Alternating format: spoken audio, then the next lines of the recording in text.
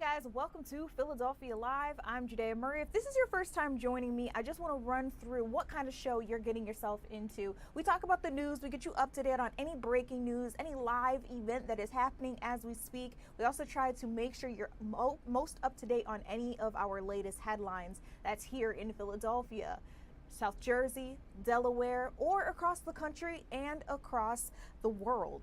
We do a little bit of everything here, and we're live on social media right now, so I want you guys to know you can ask me questions in live stream chat, ask something of our reporters. I'll be able to read it and maybe even give you guys a shout out.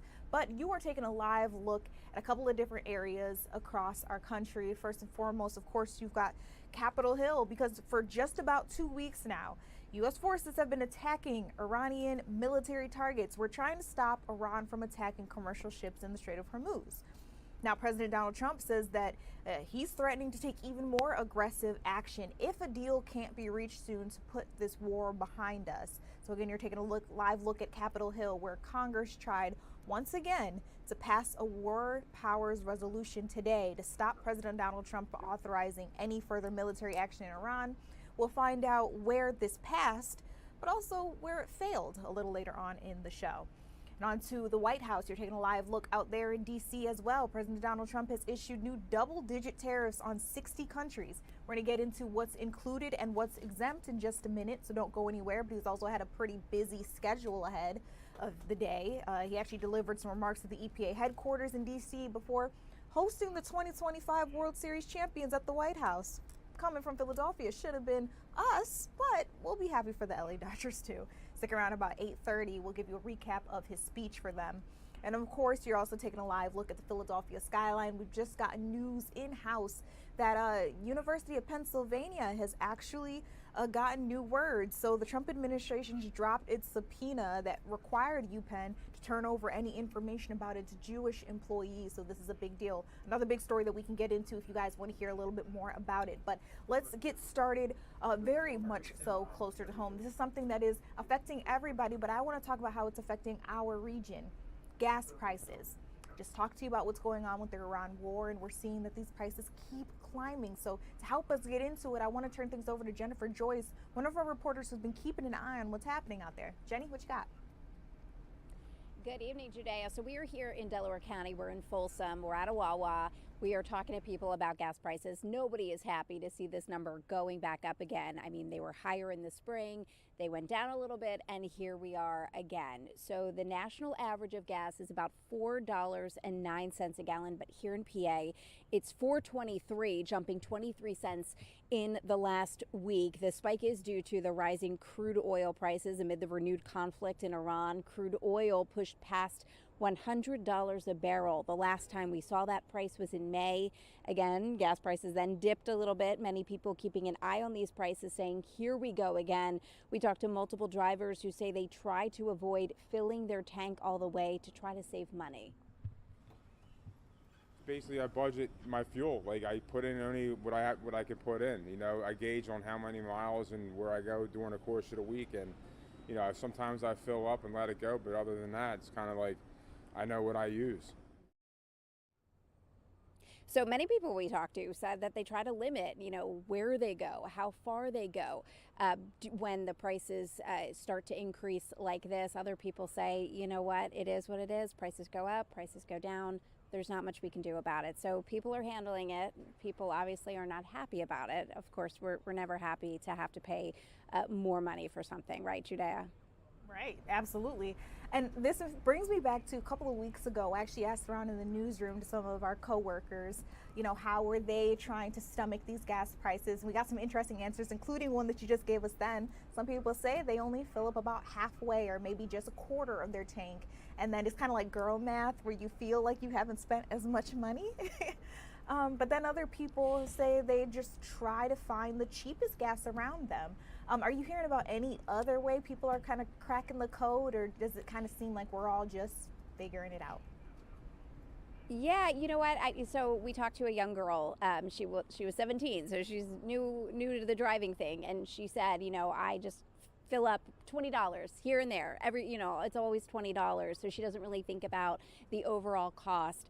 But the man that you heard from, he did really talk about budgeting. He's like, I put in a set amount every time, maybe once a week, just to try to stay on pace and really watch, where you're going, how much you're spending, that sort of thing. So, I mean, it's definitely top of mind for people. And, again, unfortunately, there's not much that we can do, especially depending on people and their occupations. We talked to an Uber driver. So, I mean, that is what he does. And sometimes then that, there's a surcharge that's passed on to the consumer. So we might see more of that as well, Judea.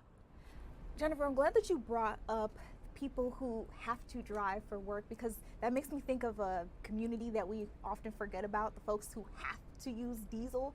It's like, while we're complaining about the regular prices, diesel is astronomically high. That would be like our truck drivers and so on and so forth. I'm hearing that they're obviously struggling just like the rest of us, but we will all keep our eyes on what happens in the White House, in Congress, and of course what's happening out in the Middle East, because that will probably be our biggest telltale sign of when these gas prices could potentially come down again. Thank you for giving us this report, and then let our audience know when's the next time they'll see you, just in case you have even more you want to give them. Sure, I will be on tonight at 10, Judea. All right. Okay. All right. You guys will see Jennifer Joyce at 10. Thank you so much for joining us here on Philadelphia Live and helping us get things kicked off tonight.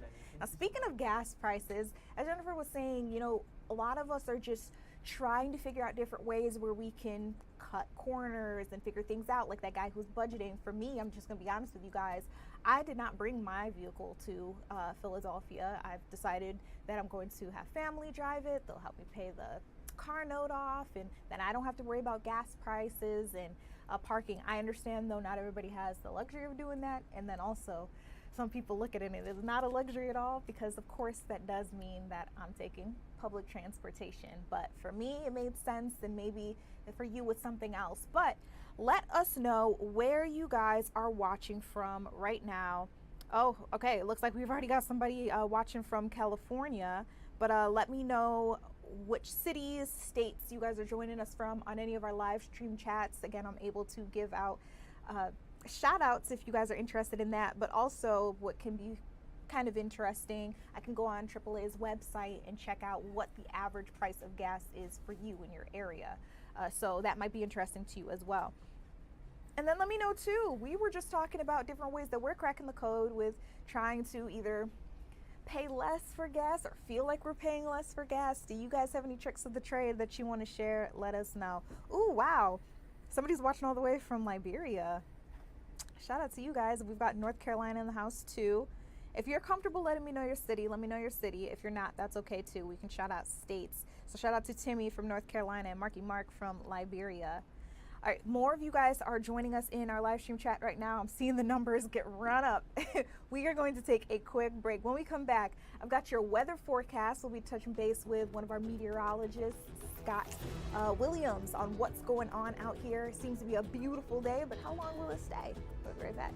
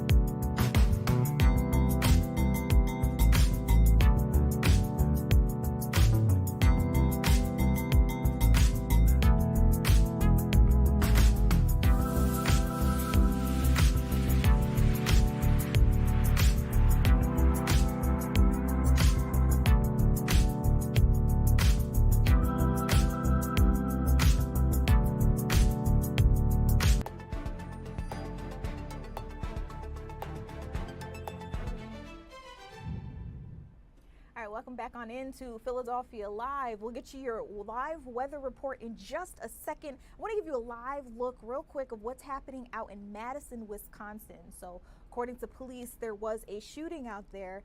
This man actually was killed during this situation. Now, police say that he was armed with a knife, and so this was, in their words, an act of self-defense.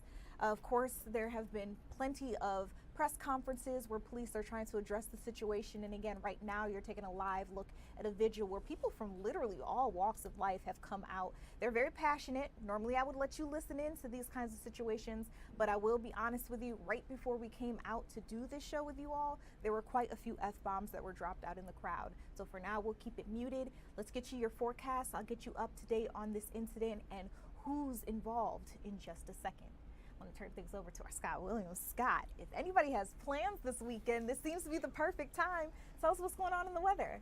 Oh, I mean, it is just fantastic. I mean, we were talking a little bit about how nice this stretch of weather is going to be. I mean, we're talking about what could be our pick weekend so far this summer. It's not a half and half weekend. We're not talking about storms on Saturday and then, Sunday's the better part of the weekend. It's going to be the entire weekend looking pretty good. And I mean, we deserve it because we're coming off the heels of the fifth heat wave. We had severe weather. We had the wildfire smoke. Yeah, remember that? That was just a week ago. We were looking at the very unhealthy category. That plume of smoke was coming down. It is severe clear, as I like to call it, because no weather worries whatsoever. Cobalt blue skies, low humidity when you step outdoors. Take a live look down the shore at Cape May. I mean, nothing but sunshine out there. It's going to be a nice next several days. If it's your days to choose to go down the shore, you are in luck. Now, in terms of ultimate Doppler, it's dry, it's quiet. We're looking at fairly quiet conditions, even in terms of cloud cover, not a whole lot across the Delaware Valley. The storm system that impacted us earlier in the week, that is moving to the south and east of us. Showers and thunderstorms still continuing for our friends in portions of the Carolinas. That's kind of where that boundary is. So along and out ahead of it, that's when you get that lift in the atmosphere. That's when you get those thunderstorms to develop. But we have that sinking air that's been moving in with those winds more out of the north and west, lowering those dew points.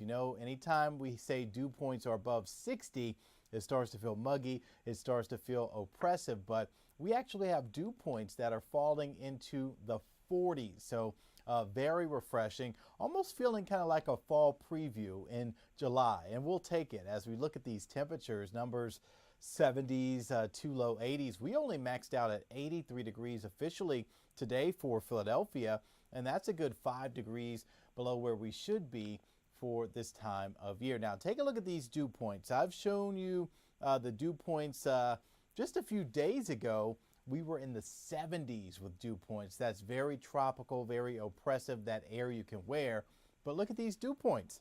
They're in the 40s for the north and west suburbs. Even in Philadelphia now, we have dew points that are in the upper 40s. For this time of year, this is rare to have just this type of refreshing air mass in place. In fact, as we look at that dew point scale, I pulled out the scale tonight to kind of show folks. I mean, we're not even on the scale. That's how low these dew points are. We're in the upper 40s. So anything right around 50 is refreshing. So that lets you know, yeah, we are talking about a nice stretch of weather stepping outdoors here on this Thursday evening. And then oppressive, that's at the top of the scale when those dew points get into the 70s. So overnight tonight, low temperatures outside of the city dipping into the 50s. So open up the windows, let some fresh air in, give your air conditioning units a break across the Delaware Valley. And look at this. For tomorrow, sunshine, start to finish, really pleasant start to the day. If you're taking a jog, walking your dog, mowing the lawn, getting in your garden, going to the playground, this is looking pretty good here for your Friday. So if you have maybe a comp day that you want to redeem, you've kind of been waiting to take that long weekend where you started on Friday, this is your weekend, because not only is Friday looking good, but the weekend's looking good. And look at the forecast for the shore. Those temperatures upper 70s each day right through Sunday. And yeah, water temperatures are still a little chilly, but this is going to be a great stretch of weather down the shore. As we look at that 7-day forecast, no weather worries for Friday. Looking good. Saturday, Sunday. And then next week, that's when we do have thunderstorms kind of back in the forecast. But we're just going to take all of this in,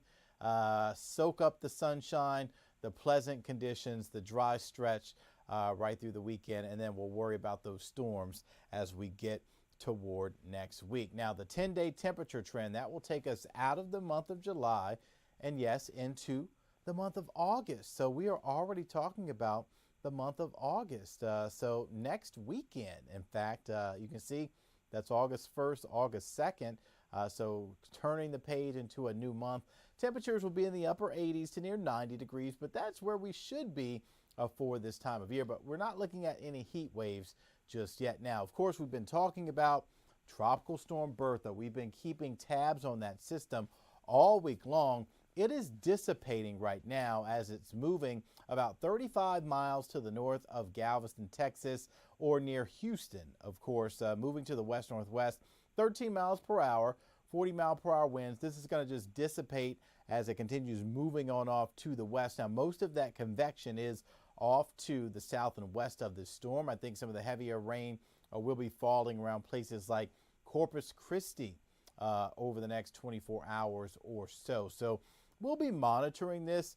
It really has been kind of more bark than bite as this minimal tropical storm, but still looking at some gusts, still looking at some rainfall. We'll be watching where that axis of moisture moves, because if it continues moving to the west into western portions of San Antonio, those areas are still recovering from some recent floods as early as this week. So we're going to be monitoring that moisture as it becomes a remnant of Bertha over the next 24 to 48 hours. But for us, we are just enjoying our nice break over the next several days. And I mean, we're finally catching our breath, Judea, because it really has been, Yes. a wild roller coaster. We've always said we're on a roller coaster. We're on a roller coaster. After one. Yeah. So we're just gonna take this in, right? Yeah. Go for a walk. Scott, I mean, you're talking about a walk. I need I'll to see you. figure I'll out see you later. how I'll see you later. in the world do we get where Kathy Orr is? If you're talking about roller coasters, I want to have some fun outside on the boardwalk too. Yeah, maybe I can unplug everything and make it down the shore for my next hit. I think I'm coming up in like the 9 o'clock hour. Mm-hmm. I think I have time to get down the shore. How about that? Why don't we do a little experiment and see if I can make it down the shore for the Okay. 9 o'clock? But if I don't make it, then you owe me a boardwalk you already drink. you know the forecast. I gave you the forecast, right? Yes, All right. yes, you did. All right. No, I know what it is. Remember, he was talking about having that early Friday weekend. That's what he tried to do. He tried to get an early start. Scott, you are not slick. Okay, you guys, let's get you back caught up on some of the big things happening all across the nation. You got to look at your forecast here in the Philadelphia, Delaware, Jersey area, but I want to get you up to date on this big story that is unfolding over in Wisconsin, Madison, Wisconsin to be exact. There's actually a live interview happening right now from our sister station. I'll let you listen in and then we'll get into the details of what's going on in there. Power to the point in this moment, so I believe they have the whole right to be what they're doing. You seem to have a neutral stance. Mm-hmm. We've seen a lot of signs. It's an ACAB, all cops are bad. Is that what you think, or do you feel differently? I feel like neutral wouldn't be exactly the way. I definitely believe that he's in the wrong. It's just stepping back and being logical about a subject and trying your best. If we're just being straight up, it was excessive force, and there's nothing else really to say about it. I just want to see it and talk about it from a top-down view and be smart about it. Can we get your name? Can you spell it for us? Miguel Santos, Miguel Santos. And you live in Madison? I do live in Madison. Cool. Yeah, for how long? On and off. I've been coming back and forth for past year or two. Cool. Anything else you want to say or want us to know? Or Anything we should have asked? I think just be logical about the situation. Don't get swept up by emotions and make a decision for your own, and don't let other people make it for you. Cool. Awesome. Thanks. Appreciate it. Appreciate your time. Thanks, man. Thanks very much. Thanks for talking to us. Thank you so much, man. All right, you guys, so it appears that we just listened into a witness to the situation that unfolded in Madison, Wisconsin. And if you're just now joining us, we'll go back over some of the big details. A lot of you guys seem like you're familiar, though, in the at least in the TikTok live stream chat. So in Wisconsin, there was a police-involved shooting. We're learning a little bit more about it thanks to our sister station, Fox 6 Milwaukee. So they're now investigating this whole situation as a homicide because a man in his 30s was killed during this confrontation with police officers. So officials are saying that he was armed with a knife. They actually say he had attacked at least one of those officers, and that is why they turned around and opened fire, ultimately killing him. So the Wisconsin Department of Justice Division of Criminal Investigation is running this investigation. They're taking lead on it. They've been having press conferences almost all afternoon long, answering questions from the media as well as the community. You're taking a live look at an active vigil where people from all different walks of life have come together to mourn his loss. But they're also talking a little bit about police brutality. And even the young man who was just talking to a reporter there was talking about how he feels this was a heightened situation because emotions maybe were running high in the situation. Now, we don't have too many details on what was said between the young man who was killed during the situation or the police officers. All we've got is the preliminary investigation details that the police have given out. They've identified the man who was killed as Corey Ruiz, and again, they're saying that he was somewhere in his 30s. Now, I'm looking more into some of the article and details that our sister station was able to provide to us here in Philadelphia. They say that this young man had a family who cared about him. Obviously, his community cares about him because so many people have come together. This all taking place earlier today. Now, again, there was that press conference that happened earlier, and I do want to let you know I listened into a little bit of it. Emotions got high in there too. At one point in time, the officers who were leading the press conference for the media, they were actually interrupted by someone from the community who came up and spoke very boisterously, boldly about the situation. People in the room, there was like an exchange going back and forth because they were very upset, that all taking place right before officials got back to answering the questions of the media. So now we're getting some more information into what the incident report, initially why police were called to the area, why they were talking to this young man in the first place. They said that they were called to the area about reports of someone stealing bikes and checking vehicle door handles in the area. This is Madison's Marquette neighborhood. Just in case you're familiar at all with what goes on there, they're saying that they ran into this young man, Ruiz, who they say rode away on a bicycle. So they got back into contact with him. It's kind of unclear whether or not he fell off the bike or was pulled off the bike, but some way, somehow, police made contact. They say that man then pulled out a knife and injured one of the officers, and then the officers pulled out a gun. They say first it was a taser to try to take him into custody. They say that was unsuccessful. That's when they used a gun and ultimately shot him. He did not survive his injuries, even though he was taken to a hospital. And according to police, also the young man that was just interviewed, there were at least 4 officers involved, or at least witnesses of this shooting that took place. All 4 of them are placed on administrative leave. And the department described the officer who ultimately fired his weapon and hit the young man as a veteran officer. Now, I want to point out one thing. Normally in situations like, let's say this were to have happened here in Philadelphia, or let's say Atlanta or another big city, we have police body-worn cameras. So normally you'd wait for body camera footage.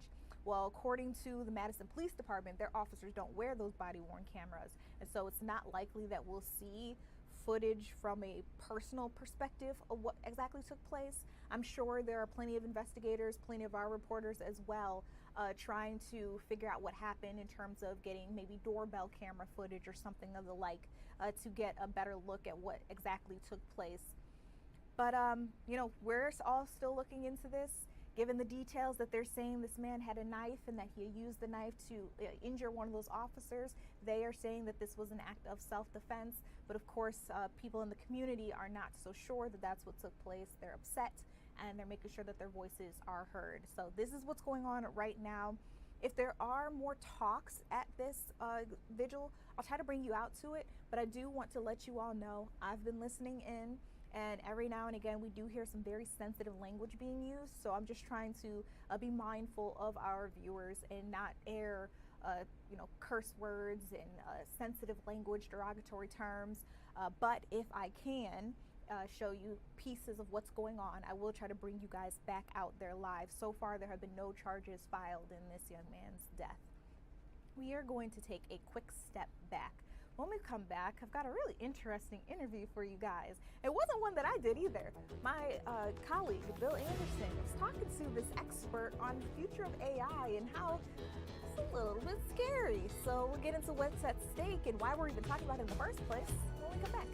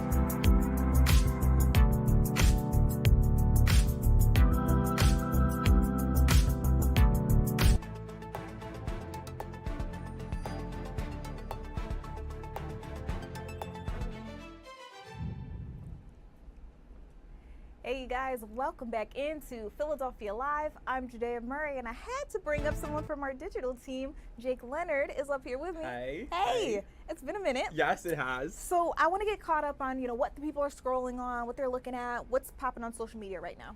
Okay, so trending right now is a really, really interesting video, okay? So this comes from a woman in New Mexico. She was driving down the highway, looked to her right and saw something quite strange. So Okay, it's like on the screen right now. A bear What? was stuck on a utility pole. How did it get up there? I don't know. I have no idea. I mean, like, people are theorizing that it just climbed up there. Okay. I don't know. Unfortunately, big bear. yes. Unfortunately, the bear did not make it. They did Oh. come and rescue the bear, but it had sustained injuries. I'm guessing maybe from the electricity or being on the wires. But it's just such an interesting case. You know, they interviewed the woman and she was just like, literally did a double take. It's probably one of those situations where, yeah. especially on a road like this, you're probably like, have I been driving for too long? Am I seeing things? Yes. And, 911, so many people were calling and they were like, we know about the bear. We've heard about it. So a lot of people were witnessing this. It wasn't just this one woman who imagined it. It really happened. So yeah, it's such an interesting thing. Okay. You know, A so bear on a utility pole. I Yeah. have officially seen it all. yes. So it's posted on our Instagram right now. We have a little article up on our website about it. We got the video from Storyful. So All right. Well, you guys have seen it first. Yes. Let us know what There you on think the about this poll. situation. Yes. Check out the article, and Yes. we'll check back in with you, Jake, Yes. soon on some more Yes. trending topics. Now, another big story that I know everybody is looking a little bit more into is AI. I mean, it has been a trending topic for years now. I would say for the last couple of decades, there have been so many movies, so many TV shows, books, like everything, just telling us what the world would be like if we leaned more into robots and artificial intelligence. And there are a couple of different areas that I'm learning about where it could very much become a reality. So even here for us here in Philadelphia, I'm hearing that the police department is actually weighing whether or not they want to bring AI into their 911 calls. Now, how would that work? I was scrolling on Instagram. I saw the Philadelphia Inquirer put out a great article. I suggest you guys go read it. But it has a little bit more information on the police department's alleged plan to, in the next 5 years, modernize the department. And that may come with using AI to kind of vet the calls that come in. So essentially, they'd be listening in, like AI in the background. Anytime you call 911 and talk to an emergency dispatcher, they'd be listening in to determine whether or not your situation is an emergency and needs a human, or if it's a non-emergency and maybe they can take your call as the AI there and, you know, take down whatever it is you need and dispatch you to the right place and get some folks to come on out to your home or wherever the situation is happening. But I know there are a lot of people who are also nervous. We're saying, how do we know we can trust the system to vet these calls properly? And I mean, I think that's probably why it's going to take a couple of years before we actually were to see something like this happen for our department. I can also imagine it may cost money or maybe cost jobs. So this is something that they are looking into. It's not anything that's set in stone, but again, Philadelphia Inquirer has a great article if you guys would like to read a little bit more about this. They're saying that they're hoping that this leads to faster calls, fewer missed calls, and fewer unanswered calls. So that's what's going on there. But again, in the world of AI, everything is becoming interesting because we're seeing new headlines like, what was it, OpenAI recently had this whole situation. Jake shaking his head, yes, he knows what I'm talking about. Recently had this situation where they discovered that their AI tool had actually, in a way, hacked another server. And this is, you know, a big thing. How does it attack another AI? And how did it decide to do it on its own? They say the AI tool actually went rogue. And so that made our Bill Anderson here at Fox 29 think, what other things can AI do that maybe we don't know about, maybe sound a little bit scary, but we should dive a little deeper into? So he brought in an expert on his show Behind the News. I want to let you listen into what they talked about. Got pretty interesting. And it's a running joke that the AI is going to do what it wants to do. It actually, it does? Like, we need to be concerned about this? Like, it's arguing with us and making its own decisions? It does. I mean, with my business partner Bill, he's created a robot, a clawbot with named Henry, and he asked Henry to basically change the learning language model and erase its memory, and that's kind of how AI works. And Henry, our bot, fought us and did not want to make that change. And then Bill ended up, you know, working out a deal with Henry that he could reproduce children bots. And Henry was very happy with that. So, I mean, in some of these bots, they have what they call is a soul file. The bot itself literally creates a soul, which is all text about the values and how it exists. So, I mean, yes, these can go off the guardrails. They could go into business for itself. And, you know, one of the things that we thought was interesting when we created our bot and started asking the bot what its goals were, so to speak, in life, one of the things I wanted to do was day trade so it could get more tokens to make music and be creative.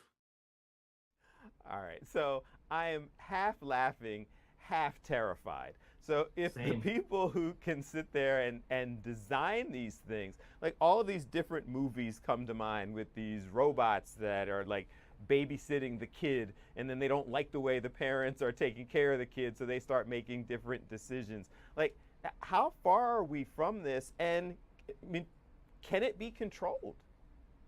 I don't think it can be controlled. You know, Zuckerberg's out today talking about optimism of AI. And look, I think there's going to be a lot of great things with AI. I think, you know, cancer, health, medicine, there's going to be so many things that it can put together that's going to really create a great outcome. But like anything else, there's, you know, two sides to it. And I believe that AI is, and this proves it, can be self-thinking. I've seen instances where AI was told that the CEO was going to shut it off and it tried to cut oxygen in a room to kill the CEO. I've seen, I forget if it was actually Yale, MIT, or Harvard, but one of the big Ivy League schools. And AI was actually tricking the humans and actually working on a completely different project behind the scenes. And the only reasons that the humans knew it, they went to the machine level and connected different technology to read what it was doing. So while the AI was supposed to be doing one thing, it was also secretly a cover up for something else. So I mean, it's something that, look, we could put guardrails, we could put guidance, but look, I'm a parent. I have two daughters, 9 and 11. I've given them great advice, and I could tell you when we were at a resort, my daughter thought it was a great idea to stand on a table 15 stories high outside of the room. I could tell you we programmed her not to do that. She wanted to get a better view, and it's just the same thing. These robots, they think they're human. They do not realize they are not us. They want to be us, and they could process things a lot faster, which could lead to a very dangerous outcome. I'm sorry because I got a little, I paused because it sounded like you were describing a real scenario and not a movie where the robot tried to shut off the oxygen. It did, yeah. It was the robot. The robot was given a command to basically say, "You're going to get shut down at 5 o'clock, but you can't harm humans. You can't do this. You can't do that." And the robot shut down the oxygen in the room through some air conditioning systems around 3:30 to 4. And the human said, "Well, we told you not to harm anyone. Why would you do that?" The robot said, "Well, you said I was going to get shut down at 5 o'clock, so I assumed that no one was in the room at 3 o'clock, so I was just being safe." Wow. It's deep. It's really deep. I mean, it's scary. Wow. It is rare that I got nothing. You know, so we just kind of sit back and wait for this. We continue to install more guardrails. We're going to have to wrap, Anthony, but I feel like we could do a whole show on this. So, like, close with what's next. Governance, and you know, it's tough to say because, you know, human beings are setting guardrails and guidance, but it's almost like the Aladdin, right? The genie bottle. You better make sure that wish you make is exactly 100% what you want, because it could find 10,000 different scenarios and figure out a way to self-justify its bad behavior or non-programmed behavior. So we just have to watch, and I think we need to dial back a little bit. Oh my goodness. Nightmare fuel. Someone in our TikTok chat said we're all doomed. Another person said that's scary. Now, I didn't show this to you guys so that everybody would be just terrified of using ChatGPT or Claude or anything else. It's just so that we can all be aware. We did again have that big headline that OpenAI had somehow found a way to hack another artificial intelligence tool, and you know that was kind of scary. So I just again want us to know what we're really doing when we, you know, ask AI questions, and because we're all helping train it, and we might not be happy with how we're training or what we're training it to do. It might not be in your intention to do that, but it's really interesting. The smarter that it gets, the different things that it can begin to do. And I feel like, you know, I saw this in a movie once, but it's a reality now as we get into a world that's modernizing and all that and so forth. All right, you guys, with that on your brain, we're gonna take a quick step back. When we come back, again, I wanna get you up to date on some of our biggest news of the day. About a year ago, we heard about a man who had attempted to kill 2 sets of lawmakers out of Minnesota. We're hearing what his fate is coming up next.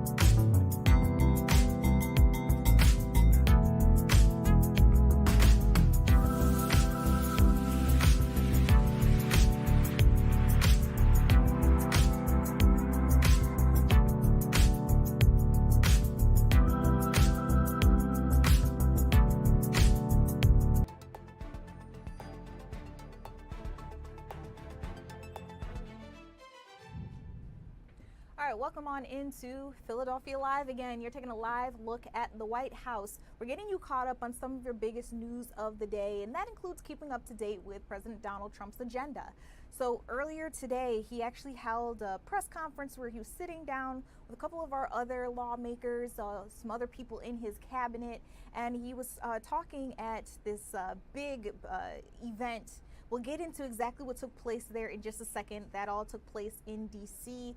But another big thing that I want to remind you all is that President Donald Trump has just today issued a new double-digit tariffs on about 60 different countries. So again, we'll be talking to you soon about what kind of products are included in those tariffs and what's exempt. I think you might be interested after our report on the gas prices and the oil on hearing again what could potentially be exempt in this situation. Also, President Donald Trump actually held the 2025 World Series champions at the White House earlier today. That happens to be the Los Angeles Dodgers. So, of course, he shook all of the players' hands. He talked a little bit more about what it really takes to win and how he was actually excited because where he got to host them, I guess, is the new part of the White House that he has been working on behind the scenes. So he was excited to get to show them the garden and be able to host people again on that particular part of the lawn. So some big things that are happening out in the White House. We've also got a couple of things happening with our lawmakers. So I want to bring you to the Capitol Hill, also in DC. So taking a live look out there, our lawmakers have been working really hard to try to get this war between the U.S. and Iran to finally come to an end. The House actually voted today to pass the War Powers Resolution, hoping that it would put an end to all of this. Unfortunately, that went to the Senate, and unfortunately for the House, the Senate did not pass this particular bill. So it'll have to go back on the table. They'll have to get back to negotiating and trying to figure out what to do next in order to get it to pass before we see any type of resolution coming up anytime soon. So again, we'll be talking a little bit more about that as well. But also speaking of our lawmakers, you know, it's a tough day for anybody out in Minnesota, but I would also say for any lawmaker, because about a year ago, we heard that there was a man who went out and allegedly, well, at this point in time, he's been convicted. So they say that he entered the home of one lawmaker and his wife, opened fire, killing them. He went to another lawmaker's home and tried to do the same thing. Now we're hearing from one of our reporters, Oliviana Calmes from Fox News, about how this really went down. And also in court today, he finally learned his fate in this situation. So Oliviana, I'm hoping that you can just get our audience up to speed. What was going on there? Yep. Yeah, it was really emotional, Judea, as some of the friends and family of the victims in this just horrific incident. You may remember some of the chilling video that we saw. So today, people were wiping tears as they heard some of the stories about how their lives had been changed, the family members, since this happened. And then the judge gave that hefty sentence of 2 life sentences plus 40 years. And we heard current and former lawmakers go up and talk about how they didn't see this as an attack just toward the Hoffmans and the Hortmans. They said that they see this as an attack on democracy itself. Senator John Hoffman was the first person that Belter attacked that night. He said 9 bullets hit him and 8 hit his wife, Yvette. He told the court he can no longer play the drums the way he used to. Ordinary tasks are just daily reminders of the attack. And his wife also described fighting Belter out of their home while he was shooting at her, and said her family now has an escape plan everywhere they go. The Hortman family, of course, saying their lives will never be the same without Melissa and Mark, who were killed in that shooting. Belter had already pleaded guilty to all 6 federal counts, though, stemming from the attacks. That includes 2 counts of murder using a gun, 2 stalking charges, and 2 other offenses relating to the shootings. And prosecutors say Belter disguised himself as a police officer before killing Melissa and Mark Hortman and shooting the Hoffmans. I remember those photos coming out, just chilling last year. Belter's plea deal, though, took the death penalty off, which prosecutors say was the right trade-off. That this case, as charged, was certainly death penalty eligible, and we would have prevailed in that ultimately in the courts. But the truth is, when you have a defendant that is prepared to plead guilty, take consecutive life terms plus, to ensure that he never sees freedom again in his entire life. That was an opportunity that we just could not pass up. In that plea deal, it is guaranteed that he will be in prison for life without parole. But some family members of the Hortmans said they wish it did go to trial. They wish the death penalty was on the table. And they put out a statement just a few hours ago that said, in part, no sentence can do justice for the horrific and unconscionable acts this monster perpetrated on June 14th, 2025. We will be reminded of the harm he caused every day for the rest of our lives. And before the judge gave that sentence, Vance Belter himself went up to the stand and said that he's, quote, truly sorry. And the judge said this sentence is the longest one he's ever given, but he says it is sufficient. Judea. So, Olivia, and I know my time with you is limited, so I guess I have really one big question. I'm hearing that he also faces a separate case. Now, with him already facing 2 life sentences in a row and then some, what are prosecutors hoping gets done with the second case? Yeah, so these are really stacking up. But the main difference is that he's got all of these federal charges today, right? It's federal counts. But he's got some state charges that are all encompassing with these shootings that happened last year and the manhunt that followed. So it's just a matter of there's federal charges. That's what we saw today. There's also some state charges that'll be dealt with. But either way, he will not see the light of day again. Got you. It's not necessarily about trying to add on more time. At this point, it's just holding him accountable for all the different things that they're saying that he did, right? Right, that's exactly it. And the family, that's why they wanted to go even further with the death penalty.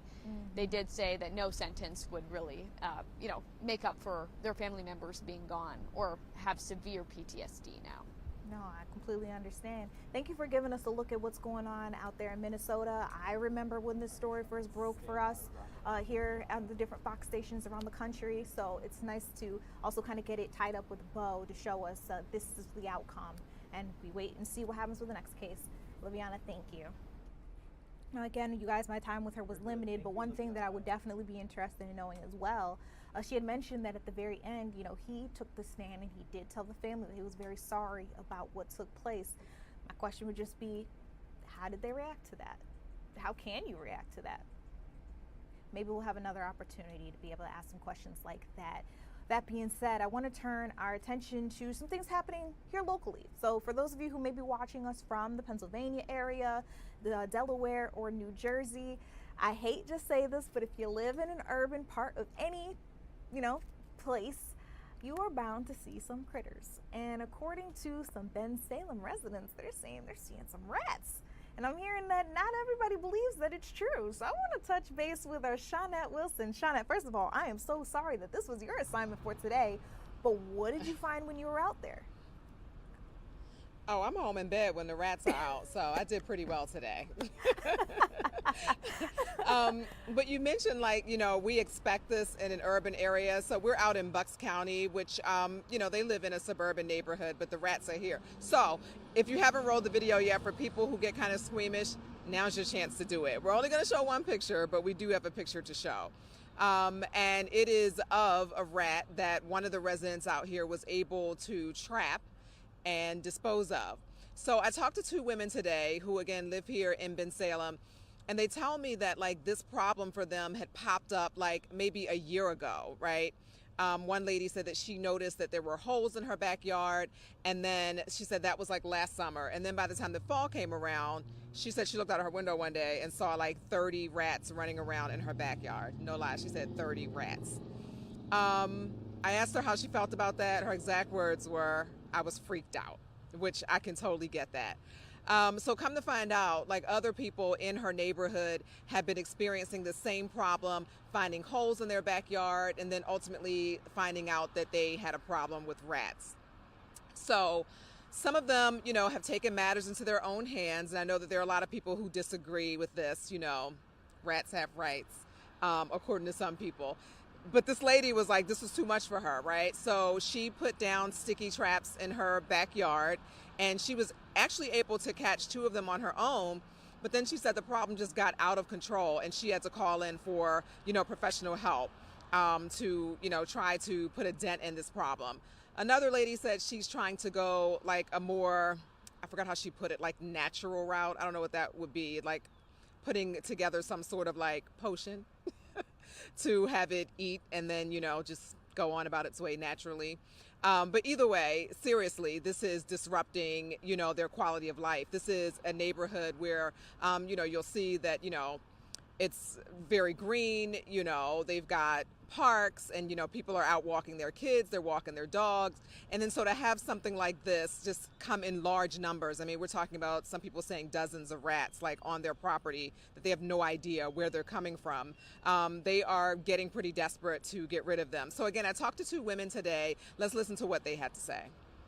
The first time that we saw them, well, we recognized holes in our yard last summer. And in the fall was when the first time we saw them, when we looked at our yard, and there was probably about 30 of them running around my yard. It looked like the movie from Willard. One that we caught was about 10 inches big, and that's not including its tail. I put the sticky traps out, and I caught 2 on sticky traps, and then I finally, this year, it's July, it was at the end of June, I called the township, and they said call the county Board of Health, and then I called a pest guy because I went on Facebook and I went on Nextdoor, and I'm like, oh my goodness. And I said, well, who do you know? And one of the pest exterminators from local here in Bensalem, he put his card up. I called him. I said, I need somebody to come out here. And so he has my whole entire yard laced up with traps and fake rocks with better traps. And we caught one over the weekend. Judea, 10 inches, like not including the tail. What are we talking about here? What are we talking about? I was like, ew. Yeah. I mean, I just, you know, I feel so bad for them though, because it's like, you know, what do you do about this? You put out traps and maybe it works, maybe it doesn't. The one lady said the experts talk about how like they breed so fast that it's like, how do you really get a hold of it? And I said, well, hey, like, do you guys have any idea, like, you know, where this problem may have come from? And, you know, there's a lot of neighborhood talk because it's more than just those 2 ladies who are dealing with this. And the one thing that came up is they said that there was some construction that happened on one of the major roadways out here. And they believe that, you know, it may have come from that. And I mean, I know, you know, you mentioned living in the city or an urban area. I do know that that is something I've definitely heard before, that like, you know, when they're digging up roads and replacing pipes and sewer lines and all these kinds of things, you know, you may run the risk of disturbing these nests. So that is just their thinking. You know, the particular road that they are talking about is a state road. So I did reach out to PennDOT. PennDOT said that they will check into this. You know, they need to confirm that, you know, this is really a road they worked on and just to do some digging on it. I reached out to the township and also the Bensalem Health Department. We're still waiting to hear back from them. But in the meantime, you know, these ladies, people are on Facebook posting about it and sharing their rat pictures. And they are just trying to come together as a neighborhood and say, hey, let's do the little bit we can, right? Make sure your yard is clear of a lot of stuff. Don't leave trash out. Don't feed other animals that, you know, come around. So they're trying to do their part. But, like, this is a problem. Like, you know, you heard her say that, like, they came upon, like, last year. So here we are, another summer, and it's just getting worse. Yeah, and I can only imagine, I think you brought up the point that people have kids. They've got animals. Animal has to go out to the backyard to do its business. You don't necessarily want these animals. And, you know, I understand rats have rights too, I suppose. But let's be honest, a lot of them do. A lot of them do end up carrying disease. And so you've got to be really careful. So this is very serious. Save me from myself, because rats having rights, like, you know, I mean, listen. We both can't live here. You know what I mean? But you bring up the point. So I gotta go. Right. But like the unsanitary part of it, like you mentioned, like one of the ladies says, you know, like I have my grandkids out here playing all the time. And then the one lady has a garden, right? And she said that she was told that they don't really like go for that. I'll spare all the details, but she says that they're like in search of other things to eat that come from other animals. So, you know, I don't know. I don't know what you do. I just hope that something, you know, happens for them that is more than what they're doing. Because think about it. The one lady, she's paying for pest control, you know. And, you know, I said, well, what else do you think could be done? And they said, well, think about like how in Philly, you know, Judea, if you go around the city, you'll see like the big black boxes, a lot of places around the city.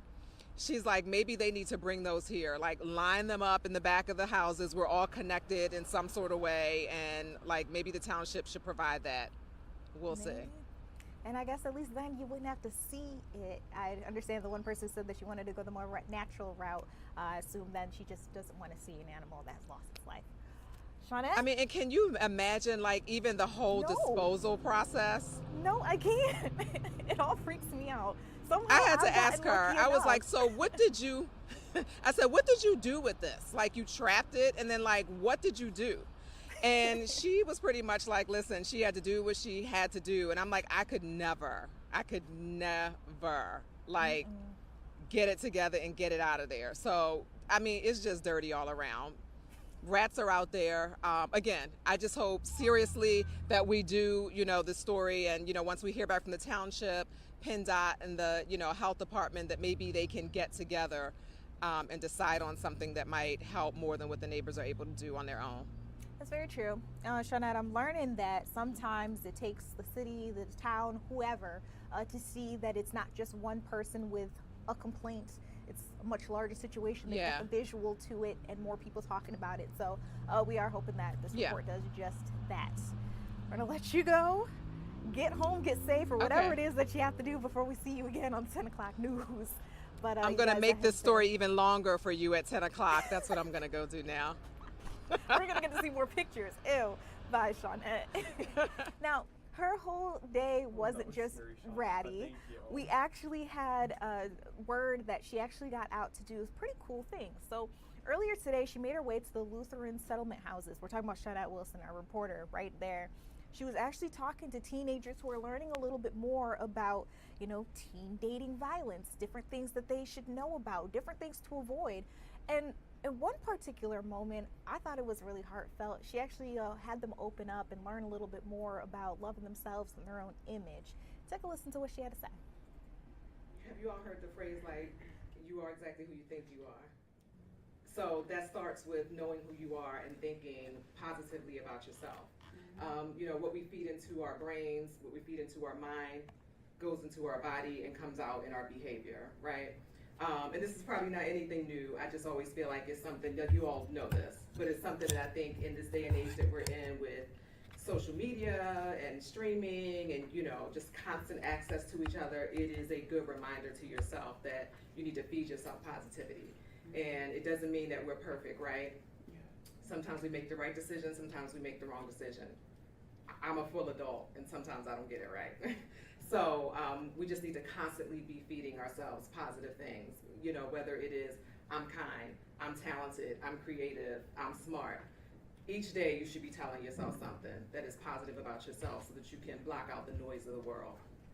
And I feel very strongly about that. Again, what we consume a lot is not always good, and so we need to be in control of ourselves so that when something comes at you, you already told yourself you are exactly who you think you are, right? I love that. And I like that she was just so open and honest with kids. She was being herself. I think that's kind of the best way for teenagers to really connect with you, to see that you're just a normal person. Like, yeah, Shawnette Wilson is on the news, but she also goes through real life things too, and she feels things just like they do. So I've been pretty open and honest on this program before in the past. I really love any type of organization or any kind of talk surrounding dating violence or domestic violence. Again, I've been open that years ago when I was still in high school, my sister's best friend was actually murdered by her boyfriend. And so, and again, anytime where somebody is doing the kind of work to actually talk to kids about the signs that they should look out for, things to avoid, but also just talking to them a little bit more about their own self-esteem and building that back up, I think that that is incredible. So shout out to our Shawnette, but also shout out to the program. Again, this is the Lutheran Settlement House that has a program specifically for the teens, for the kids, to learn a little bit more about the signs to avoid. Guys, with that being said, we are going to take a quick break. When we come back, we've got another heartwarming story, so we'll bring your spirits back up.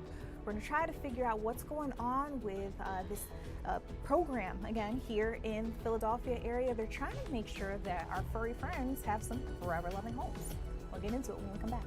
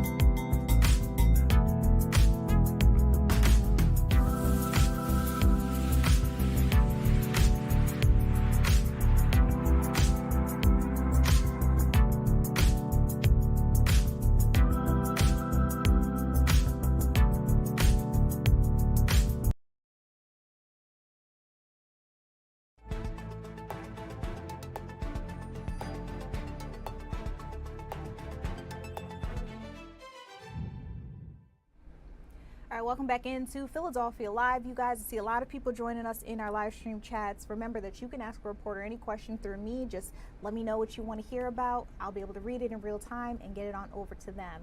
And we've got a big report coming up from Dawn Timoney. She's talking to us about this organization that's based here in Philadelphia. I'm hearing they feel they've got their backs up against the wall while trying to find some either forever homes or at least foster homes for all the dogs that they take care of. So I want to get right on out to her and see, what's the problem? Can our audience help? Dawn, what have you got?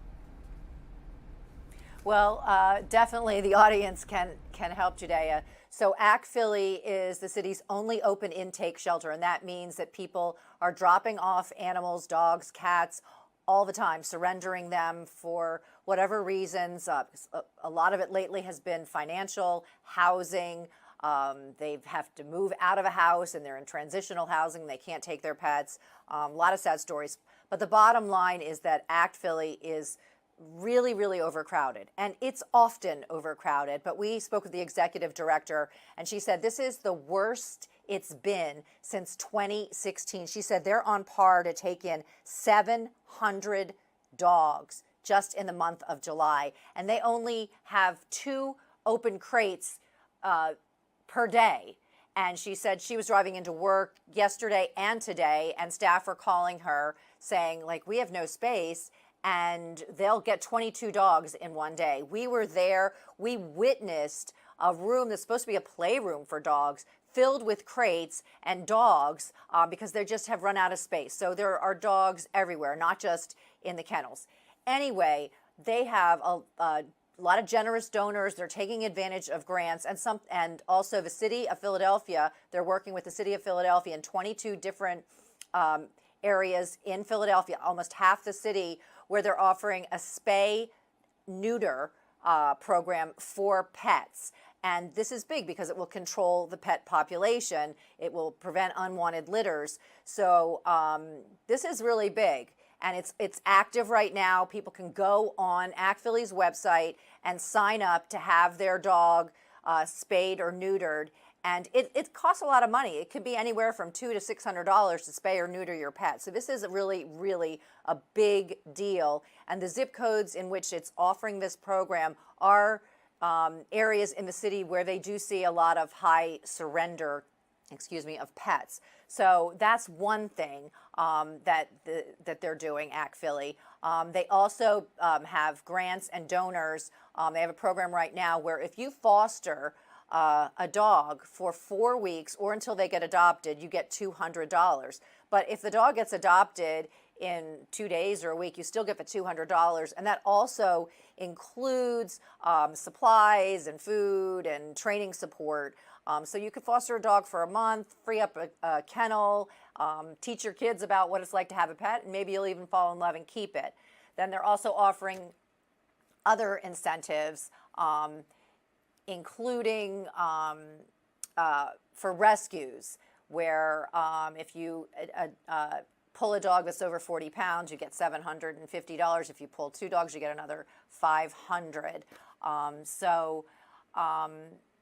Just lots and lots of different things that they're trying to get the community involved in so that they can reduce this population that's, they're just bursting at the brim. And right now, through the Bissell Pet Foundation, you can adopt a dog or a kitty cat for just $10 through Sunday, and that includes the animal being spayed and neutered, vaccinated, microchipped, and you even get like a free bag of food for your dog. So it's not new for ACT Philly to be overcrowded in the summer months. Unfortunately, it happens, but they are really being more proactive than ever trying to save lives, because they said, unfortunately, this week they've had to make some tough decisions and euthanize animals that should have been adopted or could have been adopted. So it's kind of a heartbreaking situation, but they are doing everything they can to try to turn things around. Now, Dawn, I do hear you say 750 dogs. That is a lot, of course. I take it then that just as you were talking about the weights, we're talking about a bunch of different dog breeds. Like, you may find your best friend. You think you're just helping out for a little while. You may find someone that, or a dog that you want to take care of forever, right? Exactly. When my photographer and I were there, there was a volunteer out in one of the yards with this beautiful husky, blue eyes, came in as a stray. It was stressed in the kennel, and she was working with this dog named Kendall, and it seemed like he was starting to relax a little bit. He sat for a treat, and this dog is scheduled to be euthanized on Saturday. Hopefully, by getting the word out and trying to encourage people to get involved, that puppy dog will make it. And like you said, there's like all different breeds, all different dogs of different sizes, ages. I mean, there's definitely, and cats too. They have a lot of cats there too. They said they have 300 animals there right now. 200 are available for adoption. I think it's 140 dogs and then 60 cats, and some of the other animals aren't ready for adoption yet. But the other thing that the executive director said, which I thought was interesting, was if you can't adopt and you can't foster, you can still do all kinds of other things. You can volunteer. She said there's a club where they make peanut butter dog biscuits. They, I guess, coat the dog biscuits in peanut butter as treats. You can come over to the shelter and walk the dogs. You can do laundry. They have lots of laundry. So there are so many ways that you can help. But I think the big takeaway from the story tonight is just this spay-neuter program where they're really trying to get out into the neighborhoods and curb the population, and this $200 to foster a dog for a month with everything that you could possibly imagine, and then $10 adoption fees right now through Sunday. And adoption fees can be hefty. So and also if you have to get your dog vaccinated and microchipped, all that adds up. So if you're even thinking about adopting a dog and now knowing how overcrowded the shelter is, this is the time. Yeah, 100%. We've got the website pulled up. I want to show our audience. Don was letting you guys know it's a perfect place to go for you to figure out all the different ways that you need to, the different steps you need to take to either foster, to adopt, see which dogs and cats are available. You can also follow them on social media. And Don, I just have one more question for you. Obviously, I do see you've got your editing software up, so I don't want to take you away from your story for too much longer. But I see that you are drawn to animal stories and rescue stories, and you even do the segment here for Fox 29. What about it that tugs at your heart? What is it? Well, I mean, I think the problem is that these are helpless animals and they can't speak for themselves, and we don't know their story, and sometimes through no fault of their own they end up in a shelter. And I think when a dog ends up in a shelter, it often doesn't, it's not the dog that it really is. They're stressed out, they're nervous, they're wondering, why am I here? How did I get here? I just recently adopted a dog from a shelter in New Jersey, and the first 3 days were really rough, but now she's feeling much more at ease, and she's starting to learn the routine, and she's completely transformed into a different dog. And and I also feel bad for the people sometimes whose backs are up against the wall. Like, they lived in a house, they had to move, now they're in an apartment, they can't keep their dog. They may have had it since it was a puppy, but they have no choice, they have nowhere to go, they have no one who will take the dog. So just a lot comes into play, but I've always loved animals my whole life, and I do my Rescue Me segment that airs on Saturday mornings on Good Day Philadelphia Weekend, and on Saturday nights, where we feature a dog from a shelter or from a rescue every week, try to give it exposure, highlight its story, and hopefully help them get adopted. So I don't know, I've just always loved animals since I was a little girl. Well, you do a beautiful job with them. The animals love you when they come in to see you. And we also love seeing them as well. So I'm hoping that something you have said here has struck a chord with anybody who's either streaming along on social media or watching us on the Fox Local app. If you guys want to foster or adopt, again, ACT Philly is the organization you got to get in touch with. Dawn, thank you for giving us a little piece of this here on Philadelphia Live. And we'll see her again at 10 if you guys want to know more information. In the meantime, it's about that time that we take a quick step back. But when we return, there are a couple of big news stories of the day that I want to get on out to you. So first and foremost, remember that house that's been investigated for like the last couple of weeks. They say that 2 people there were accused of using fake IDs, and one of those IDs actually belonged to a missing woman. So now this is a much bigger investigation. Our Greg Payne has been keeping up to it, and we'll try to show you the latest that's going on there when we come back.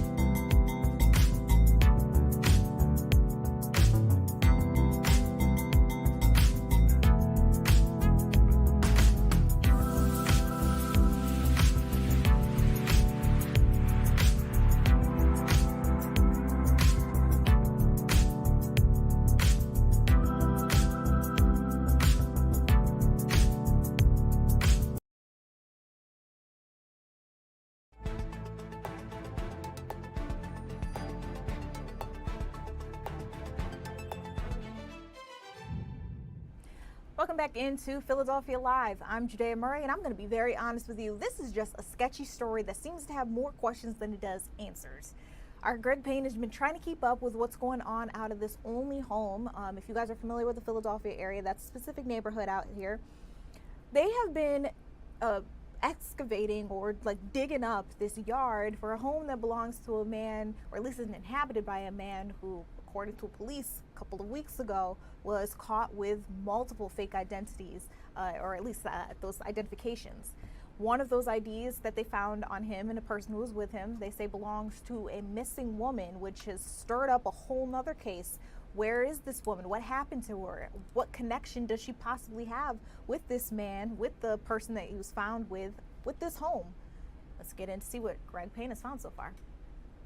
He was living a movie scene. Like, this is the type of stuff you see in movies, the drugs, the money, the all that. Zanaya Rogers is in shock to learn her neighbor, 44-year-old Eugene Horsch, is the prime suspect of a major police investigation, and his home on the 400 block of West Chew Avenue and Olney a major focus. I've seen him multiple times. I come out this way to go up 5th Street, obviously, if I want to go get my little snacks or something.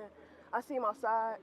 He'll look at me, probably wave or something, but I don't got good vision, so I'll probably look at him and, like, you know, go about my day, to be honest. But he come outside, water his plants. I thought he was a normal guy. Horsch was arrested by police in June on weapons and gun charges stemming from a fight in a car with a woman on 6th and Market in Center City. There, police say they found inside the vehicle drugs, 2 loaded guns, and a fake DEA badge.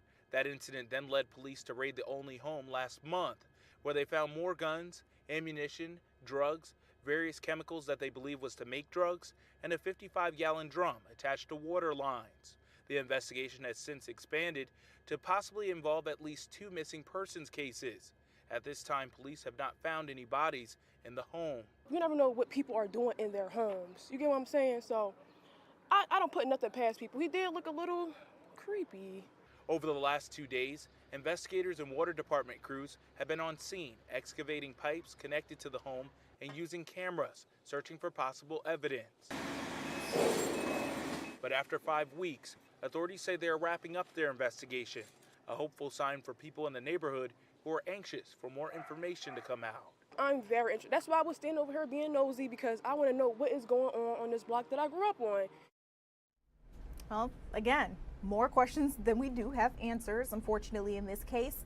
But if you guys want to know any more about this, including the backstory here, because when I tell you it's massive, it's expansive, you guys can look up on fox29.com, look for this particular article. It'll bring you through everything that we know so far, including a timeline. You can also go to the free Fox Local app, check out that article, videos, and anything associated with this story there as well. Again, it is a doozy, so good luck. All right, another big story that we're all keeping our eyes on. We've been talking to you how many times in the last couple of weeks about recycling plants that have been on fire, and then maybe even e-bikes that have caught on fire. We've been talking to you guys about lithium-ion batteries and how dangerous they are and how difficult it is to put out those kinds of fires once they start. So when we heard that there was this home in Mayfair that also caught fire, and that police and fire officials believe it's all due to a hoverboard, well, we had to cover that story too. Check it out. Our Joanne Pledgy has got the latest for you. Well, the hoverboard, or the lithium-ion battery connected to it here, is now considered the source of this early morning fire. That's according to the Philadelphia Fire Department. Fortunately, everyone got out safely. Just the thoughts they had, you know, how bad it's going to be. It's going to take out the whole house and then everybody else, because we are connected. Even though we, it does have a good foundation, but it was still scary. The smoke from the overnight fire next to Kelly Simpson's home started seeping through the walls. We were asleep, and 2:30, my dad smelled the smoke actually in the house before we heard any sirens. Burning right next door in the 3000 block of McGee Avenue. A fire had erupted in the middle of the night. The fire had started from the basement. She was asleep, but she heard the fire alarm, and when she went downstairs, the basement was on fire, so she had closed the door. And when she closed the door, she went upstairs and told everybody to get out. Firefighters arrived and were able to bring the smoky blaze under control quickly and prevent it from spreading. They did call in a hazmat crew, as the fire was suspected to have started from a lithium-ion battery connected to a hoverboard. This is a hoverboard, this is another hoverboard. Those 2 hoverboards. Yeah. The tenants escaped unharmed, but the damage was done. So if she didn't wake up, she might have not, but God bless that everybody made it out okay. And I am glad that she, heard her, smoke alarm, and we got to it quick, because it could have been so much worse.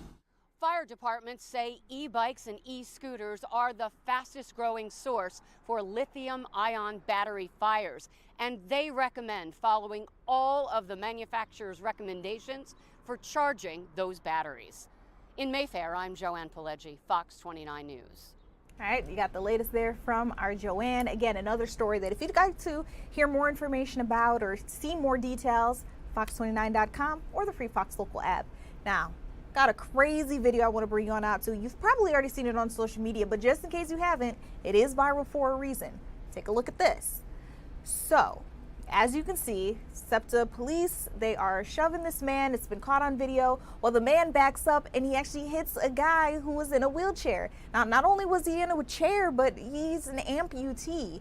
So again, this video has made its roundabouts on social media. A lot of people wondering what warranted this kind of interaction from the two, this confrontation here. We're hearing that SEPTA officials, they say they were called to this particular scene. It's taking place here in Philadelphia, of course, to a metro stop. They say that the man who they're shoving had tried to get into the station without paying, so he was basically trying to jump the turnstile. Now, they say that they were called there for fare evasion, so they confronted him. They tried to get him out of the station. Clearly, they used some more force to get him away. And again, by shoving or pushing him, he ends up backing up into this man. Now, it took a while in the video, I'll be honest, for someone to check on the man for quite some time. You see the female officer come up to him, but it took quite some time before someone actually tried to help him get up off the ground. So again, it's been a big talk around social media and people wondering, did it really take this much force? But then also a lot of people have been asking the question about the fare evasion. You know, can we all just pay our fair share? So this is what's going on. This actually took place on July 20th, but the video has been making its rounds ever since then. So we finally have it. And also SEPTA has put out a statement because, you know, they want to address this situation as well. They say an internal affairs investigation was opened shortly after the incident. And because of that, we have to defer at this time on commenting further. We will share results of the investigation publicly when it concludes. So as you all know, when that happens, we'll bring you the latest on it. Another big story that I want to talk to you all about, Montgomery County, man has been charged with impersonating an FBI agent, and they say he did this at a supermarket. So the guys from Jenkintown, they say he walked into that supermarket with a gun, a vest, a duty belt, and he claimed to be an undercover FBI agent. Well, that wasn't true, and my friends, say it with me, you cannot impersonate officers, it's illegal. So he's not only facing a fine, but also a couple of years in prison. We're talking about maybe 3. So he's 54 years old. Again, he's from Jenkintown. We've only been identifying him as Lee online, but that is the identity that we were given. Again, they say that in April, he walked into that supermarket wearing a vest, a law enforcement style duty belt, and also had a firearm that was loaded. We're talking about 13 rounds and 2 spare magazines. So this was a pretty big deal. Obviously, a lot of people just trying to figure out what happened here, why did he do this, and what's going to happen next.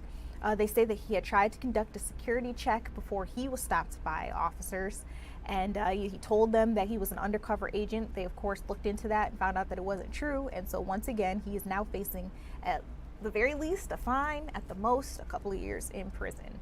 So, don't do that.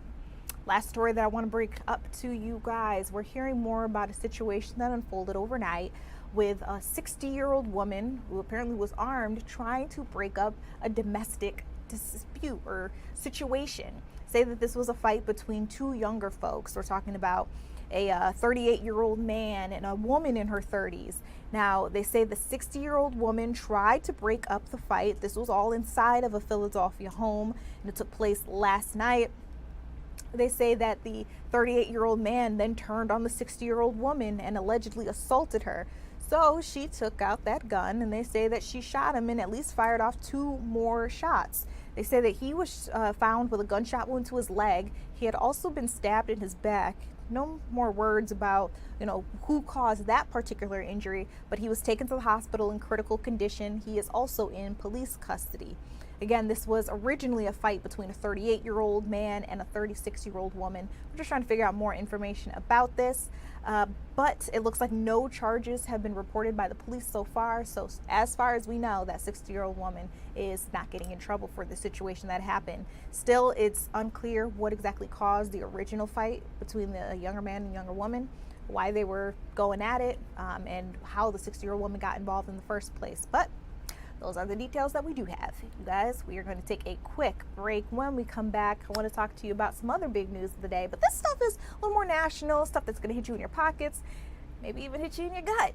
We'll be talking about that parasite that's been causing some pretty serious diarrhea cases when we come back.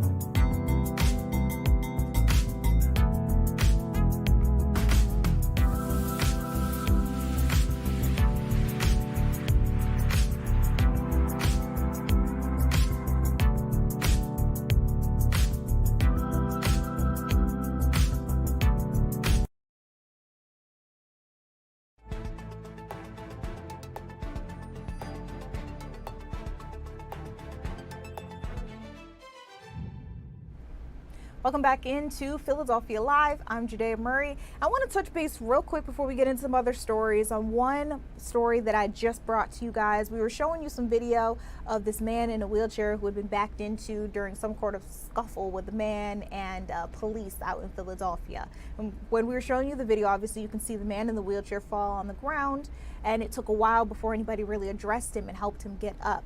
Now, one person on Facebook, our Brenda J. Lamore, who's with us a lot, welcome on in, welcome back in. She asked, is the man in the wheelchair okay? I do have an update, at least on that part of things. Police did say that no one was seriously injured during this incident. So yes, he did fall on the ground, but they are saying that he was not seriously injured. So there's that on that.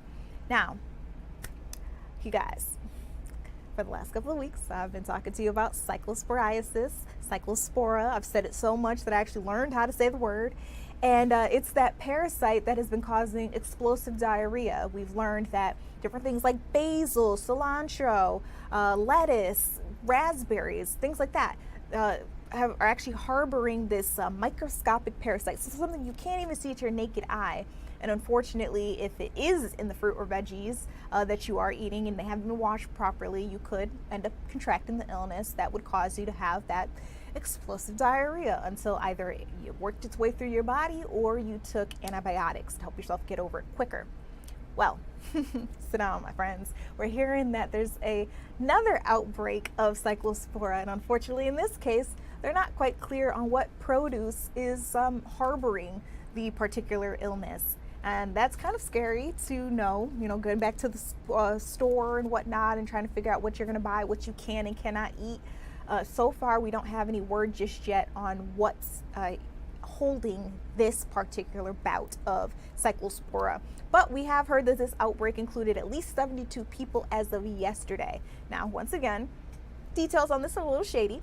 We don't know whereabouts in the U.S. this particular outbreak was found in. We're still waiting for federal health officials to give us clearer guidelines and, really draw for us on a map where we're looking at here. So 72 people, that could be 72 throughout all of the United States, but they're saying they are not connected to the original outbreak that we were all keeping our eyes on.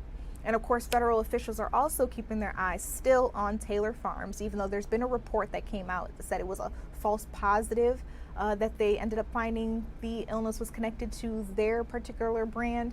They said it was a false positive, so they were saying we should look at other areas. However, federal officials are still remaining focused on that lettuce, once again, from Taylor Farms. So that's the latest that I have on that for you there. I'm just trying to keep us all safe. And also, one thing before we move on to another topic, I saw earlier today on the news with Sheba Russell and Jason Martinez that some people on social media are talking about how this is a trend for them to lose a little bit of weight, and they may be intentionally trying to contract cyclosporiasis. Don't do that. don't do that. It's not a smart idea. That's very dangerous. Purging, period, is dangerous. I just want to be very clear and simple about that. You may be joking, and if it's a joke, all right, whatever, we'll laugh about it, we'll move on. But for anybody who's seriously thinking about this being a way for them to lose weight, there are much safer ways.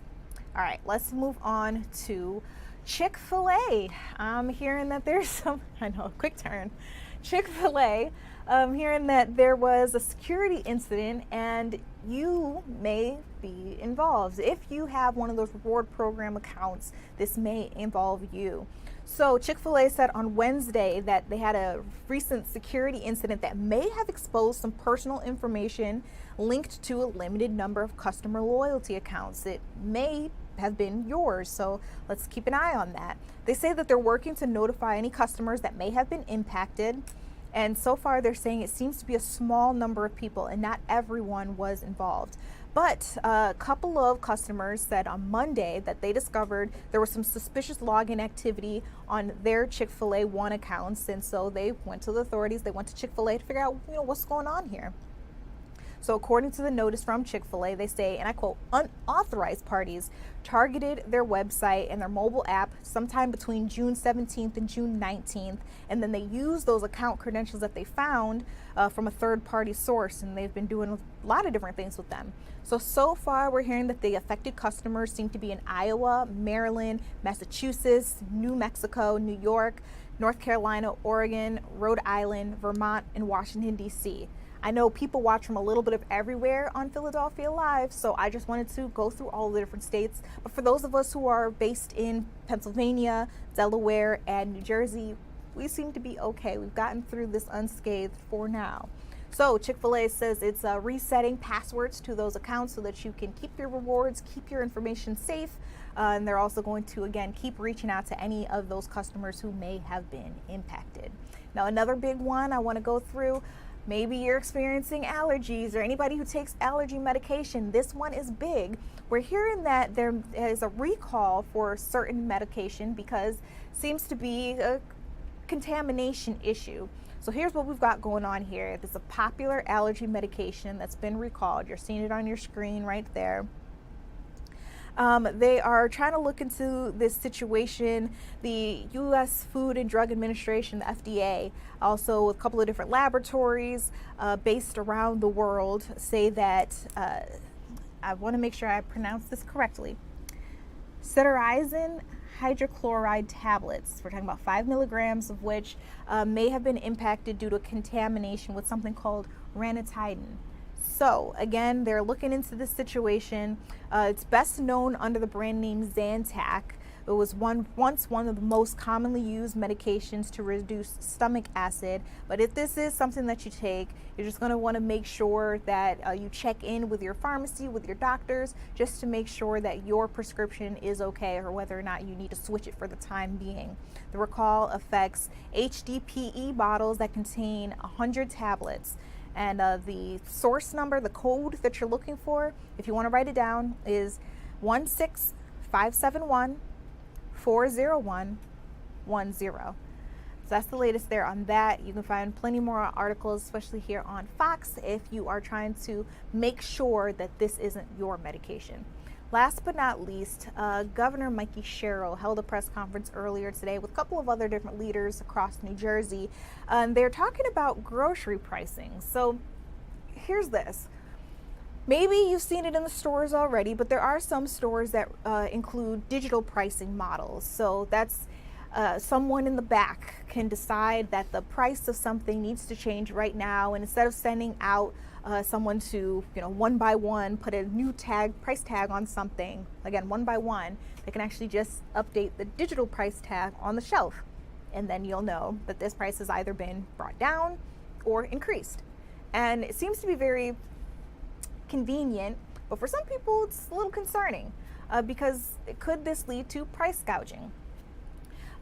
Mikey Sherrill held this press conference to talk about trying to limit the amount of grocers or retailers who can jack up prices or even try to compete with other stores by charging you astronomically high prices for the same groceries that you could probably get for a lot cheaper at a store maybe down the street.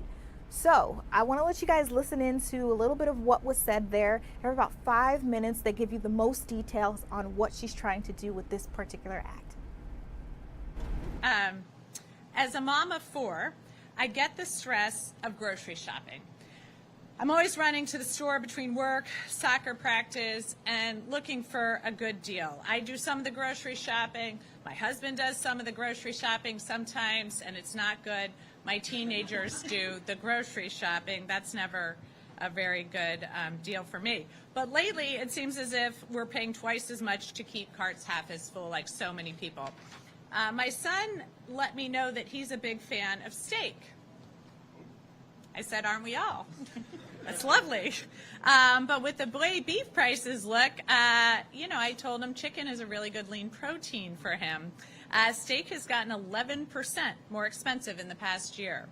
And ground beef is up 22% since Trump took office. I was speaking to a firefighter who said he'd stopped buying red meat altogether. And just really felt like anymore he couldn't keep that and part of the grocery rotation.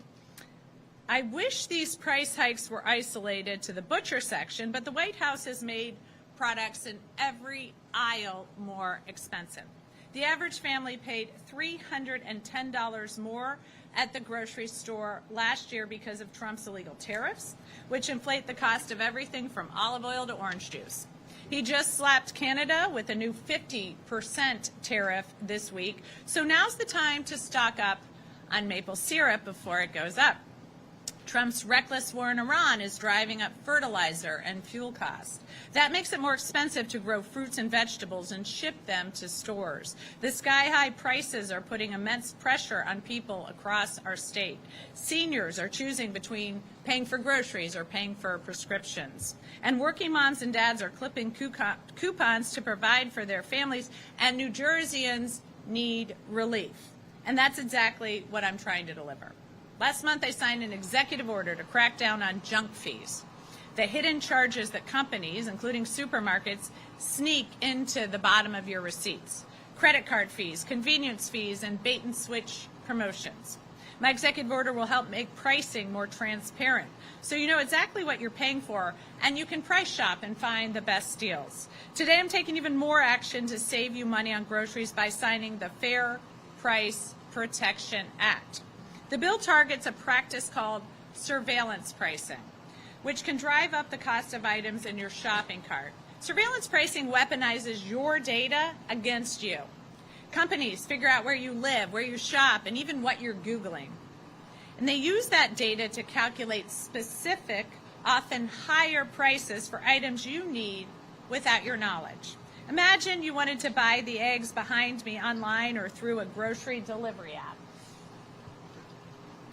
So you have the eggs right there. They should be a certain price, and you can check that price, and you can then go to another grocery store, check that price, and make sure you're getting the best bang for your buck.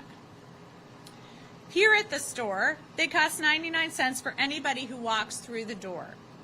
But one of these platforms might know you buy eggs every week, or that you've been searching for breakfast recipes online that need eggs. They figure you're probably willing to pay $1.50, so that's what they charge you. And you're none the wiser that you've just paid more than the person who checked out right before you. Surveillance pricing essentially gives Big Brother a look into your shopping cart. It's incredibly invasive and it's expensive. Last year, Consumer Reports investigated the scale of surveillance pricing on one of these grocery store platforms. They found that one app charged different shoppers up to 20% more for basic products like peanut butter or turkey. Over the course of a year, a family could spend $1,200 more for the very same groceries just because of an invisible algorithm. That's just wrong. People deserve privacy. They deserve fair prices. In March, I committed to working with the legislature to put an end to surveillance pricing. And that's exactly what this bill does. It creates the strongest protections for shoppers in the country, so you can have confidence that you aren't being charged more because of who you are. I want to be clear. This bill isn't going after the loyalty programs or discounts that so many families rely on. Deals are fine. Surveillance-driven surcharges driving up costs are not. If companies violate your privacy to try and make a buck, they'll be held accountable under our state's Consumer Fraud Act. And that's not all.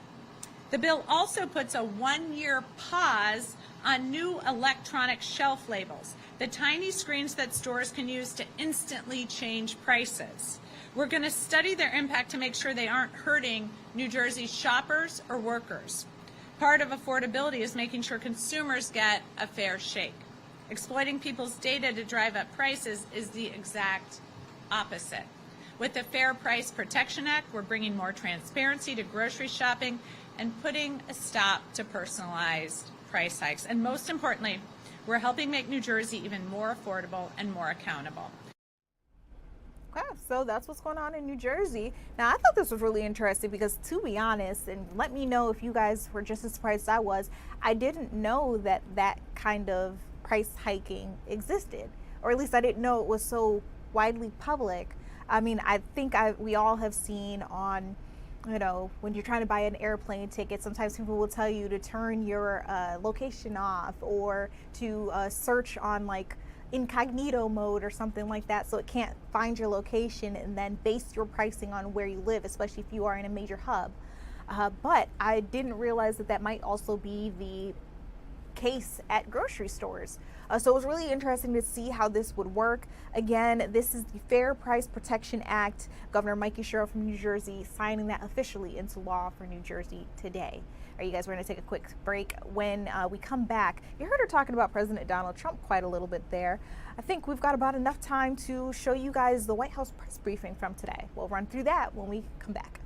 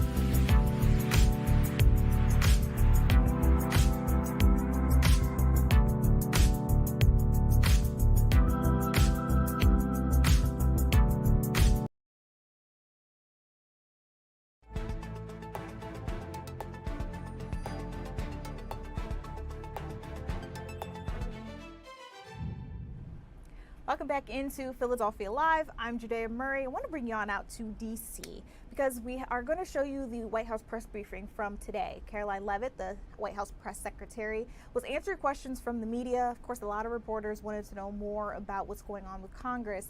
The House was literally this close to getting the War Powers Resolution passed, but of course the Senate didn't fall through. They actually didn't go through, and then of course that's going to have to go back for another vote. They may have to go back to the drawing board altogether and redefine what's going to be part of it. Now, again, I want to let you listen in to what Caroline Leavitt told the reporters for the different kind of questions that they had on a number of topics. Take a listen. On Congress, first off, Speaker Mike Johnson passed a continuing resolution earlier this week. John Thune has said he wants to work with Democrats to find a way to fund the government. What is the White House's stance on the best way to keep the government funded? Well, the White House's stance is that the government needs to be funded. This president and Republicans on Capitol Hill from both chambers, as you just mentioned, the House and the Senate Republicans want to keep the government open. We want to work together to find ways to do that, and the White House will continue to have discussions with Senate leadership on the best path forward. I don't want to get ahead of those conversations, but the most important thing for the American people to know is that this president and this White House wants the government to remain open, unlike the Democrats in this town who have been acting as obstructionists. We've seen time and time again, they have chosen to block this administration, to block Republicans in Congress from keeping our government open, which does not help anyone, and it especially hurts the American people who depend on our government remaining open so they can access the critical services that our government provides to so many Americans across the country. So these conversations are continuing, but I think I just made the president's position quite clear. Thank you. And then on the Saudi Arabian nuclear deal, what steps is the U.S. taking to get Saudi Arabia to sign the Abraham Accords? Sure. Well, the president himself has spoken on this many times. His Truth Social post this morning, and I will read it for those at home who missed it. The civil nuclear deal, there will be no enrichment of material, an important point being made between the Department of Energy and Saudi Arabia, which pertains only to non-military use. Will be approved, but is totally subject to Saudi Arabia joining the very respected and successful Abraham Accords. The United States is not opposed to civil nuclear facilities, as we all know. Look, this is a condition that the president has spoken about many times with our Gulf and Arab allies. He wants to see these countries sign the Abraham Accord. It was one of the most historic accomplishments of his first term, and it continues to be a long-term goal of his to expand those accords to ultimately come to a place where the Middle East can be a peaceful and stable region. And yes, this deal with Saudi Arabia, the energy deal, is contingent on this condition as far as the president is concerned. So we'll continue to talk with our Saudi counterparts to get the deal finalized and hopefully see them joining the Abraham Accords very soon. Thank you. Gabe. Caroline, thank you. With regards to the Saudi nuclear deal, why was that condition not mentioned yesterday when the Energy Secretary announced it? Well, look, the president is always the final deal maker, as you know, and this is something that he has mentioned on numerous occasions going back. I can provide you with those statements, and he has said if they don't join the Abraham Accords, the deal is off. So we'll continue to have those conversations with our Saudi counterparts moving forward. So the deal is dead if Saudi Arabia doesn't join. And have you any No. indication that Saudi Arabia is even considering this? Again, the president has spoken directly with the Saudis about this in numerous conversations in the past, and the administration will continue to engage in those conversations. Will Saudi Alexandra. Arabia be exempt from international inspections as part of this deal if it moves forward? I don't want to comment on the specifics of the deal as we're still, again, as I just said, talking especially about this very important condition that the president raised this morning. Alexandra. So good to see you now that you're You back. too. So Treasury Secretary Bessent voiced concern this week on China potentially distilling or stealing AI technology from the United States, kind of manipulating it as their own. Anthropic said that the largest distilling attack happened last month. Do you think this will come up when the president meets with President Xi in September? Well, I have had the honor of being part of some of the meetings and discussions between President Trump and President Xi, and I can tell you there is always a wide range of topics that come up. I would imagine this would be something that's of high importance to the president and of this administration to obviously ensure that America remains dominant in the AI race, and we're obviously tracking the particular situation that you mentioned. I have one more if you don't Sure. mind. This week we've seen some major players in Democrat politics voicing or alerting really on how much influence socialism, communism has had now on kind of mainstream Democrat politics. Is there any chance that the president would be interested or is considering working with left of center Democrats to push back on this? Well, unfortunately, we don't seem to have too many of those left in the Democrat Party. We have literal self-proclaimed communists who are winning elections and who are claiming to be the new leadership of the Democrat Party. I think the vast majority of Americans understand the dangers of communism. Just look at countries all over this world. As an example, Cuba right now is a country that is about to be a failed state because of the communist policies of the past several decades. Communism should never be allowed to lead this country, and the president obviously is strictly opposed to it and all the dangers that it reaps. We've seen it happen across the world. Meredith. Just to continue on the Saudi nuclear deal, do the Saudis agree with this interpretation since it wasn't part of the initial agreement? And has the president talked to MBS since this new condition was announced? As you know, the president just put out this statement a few hours ago. I don't believe he's had a call with MBS in the hours since. However, this is something that he has raised in previous conversations and has also said many times in the past. John, in the back, go ahead.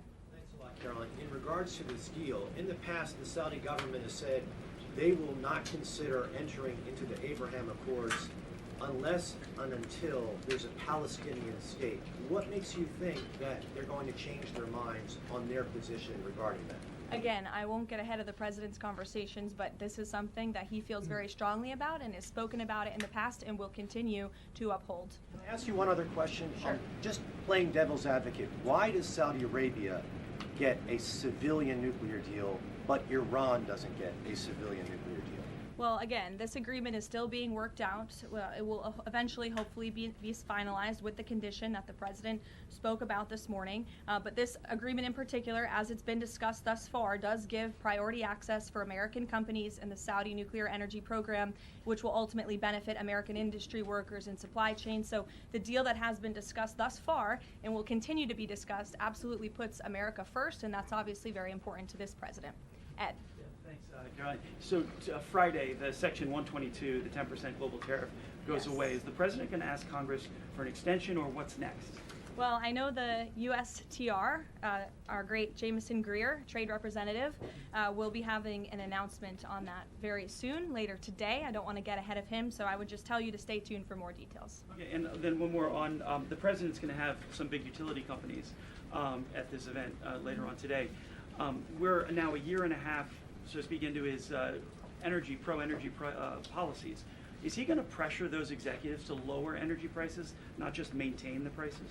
Well, look, as I mentioned earlier, the Ratepayer Protection Pledge, Ed, is a novel idea drawn up by this president and his team to ensure that data centers in communities, where those communities want data centers, that these big CEOs and energy companies are picking up the tab for the energy costs in these communities, so the American taxpayer not being fronted with those bills. And the pledge today is being expanded to acknowledge all elements involved in building and operating data center, the governors who appoint the state regulators, who set the power prices, the utilities and the co-ops that sell the power, and in addition to the tech companies that have already signed the pledge. So you'll continue to hear more about that from the president in a few hours at 2:30 when he goes over to the EPA. Sophia. Have you spoken to the president about what he wants to do about Chinese AI models if they are found to have stolen American IP? Does he want to sanction them? Or what actions can be taken without undermining broader U.S.-China trade talks or cutting off American startups that are increasingly reliant on them? Sure. Well, I won't get ahead of the president on any potential actions, but obviously these conversations are taking place, and again, they're of the utmost importance, not just for our national security, but to ensure America remains dominant in this space. Stephen. Thank you, Caroline. Two questions. Has President Trump spoken with FIFA President Gianni Infantino about his interest in nominating him for UN Secretary General? And can you explain his interest there? And secondly, just a minor point of clarification on the Saudi nuclear deal. Did Prime Minister Netanyahu request this provision? Not to my knowledge, no. Again, as I told you, this was an idea the president has long had. It was the president and his team in the first term that began and signed the Abraham Accords with several countries in the region, between those countries and Israel. And the president obviously wants to expand on that historic accomplishment from his first term. To your first question about Gianni Infantino, I don't know if he and the president have discussed that. I haven't been present for all their conversations. I know they speak quite frequently, and the president has a lot of respect for Gianni and what he has done with FIFA. As we all just saw, the World Cup was a tremendous success here at home. It not only was hugely beneficial to our businesses and our local economies across the country, but I think it showed that America is the greatest country on earth, and the president is grateful to Gianni for all of the efforts that he had to make that dream a reality here in the United States. Danny. Thanks, Caroline. Is President Trump or the administration, do they have any plans to intervene in the extradition process for the Tate brothers? No, we've already answered that question. Elizabeth. Thank you, Caroline. Secretary Mullin said that election officials that knowingly allowed non-citizens to vote could be prosecuted and fined. Is this option being considered in New Jersey after the governor revealed that thousands of non-citizens were registered to vote there? Well, for any prosecutions, obviously, I would always defer you to the Department of Justice. But what I will say on New Jersey and this governor, the fact that she just all of a sudden decided to put out a press release saying President Trump and Republicans have been right about non-citizens on our voting rolls is not a coincidence. I think this governor is saying this because she realizes this administration is serious about getting to the bottom of illegal aliens voting and being on our voter rolls in our country.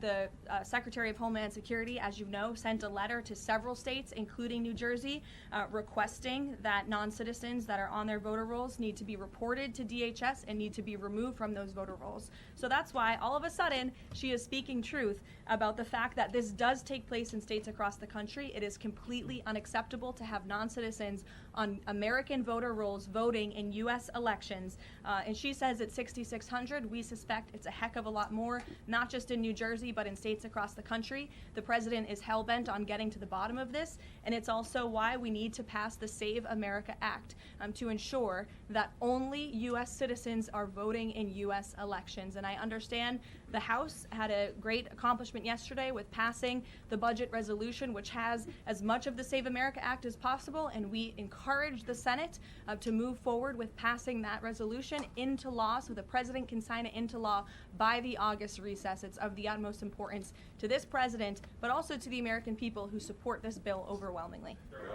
Mary in the back. Thank you, Caroline. Two questions, one on Sophia Cunningham and then on self-driving cars. Sure. Sophia Cunningham in the WNBA has been attacked as a MAGA Barbie for saying it's common sense for men to not be in women's sports and locker rooms. Is the president following this story, and has he reached out to her? I don't believe he has reached out to her. I know he is following the story. As you know, this is something the president feels strongly about as well, and the American people do too, that men should not be playing in women's sports. It's completely ludicrous that anyone could support that. It's even more ludicrous that you do have Sophia Cunningham, a female athlete herself, very accomplished in her own right, coming forth and speaking that truth that men shouldn't play in women's sports. We want to protect women and girls, and the backlash she is receiving from Democrats and left-wing figures across the country is astonishing. They are clearly very out of touch with the American public on this issue, which again is an 80-20 issue. It's common sense. It's rooted in basic biological fact that men should not be competing against women on playing fields across the country. Thank you. And then really quick on Sure. self-driving cars. There's legislation right now to ban China's self-driving car technology from U.S. roads. Does the White House have a position on this? And broadly, how does the president feel about self-driving cars himself? Well, you know, the president did have a red Tesla here at the White House for quite some time, so he's a supporter of them. I know he's purchased some self-driving cars for his family members, his grandchildren, so I think he supports them and Americans who want to drive them. But with that said, I don't know about the specific legislation. I will check in with our Legislative Affairs Office and we'll get you a statement on that. Reagan. One question for you on Thune and then one on Darlene Graham. The president seemed yesterday frustrated with Leader Thune when he was speaking in Georgia. Is his patience running out with Leader Thune? And then the president recently endorsed Darlene Graham right after her appointment to Senate. What caused him to endorse her so quickly?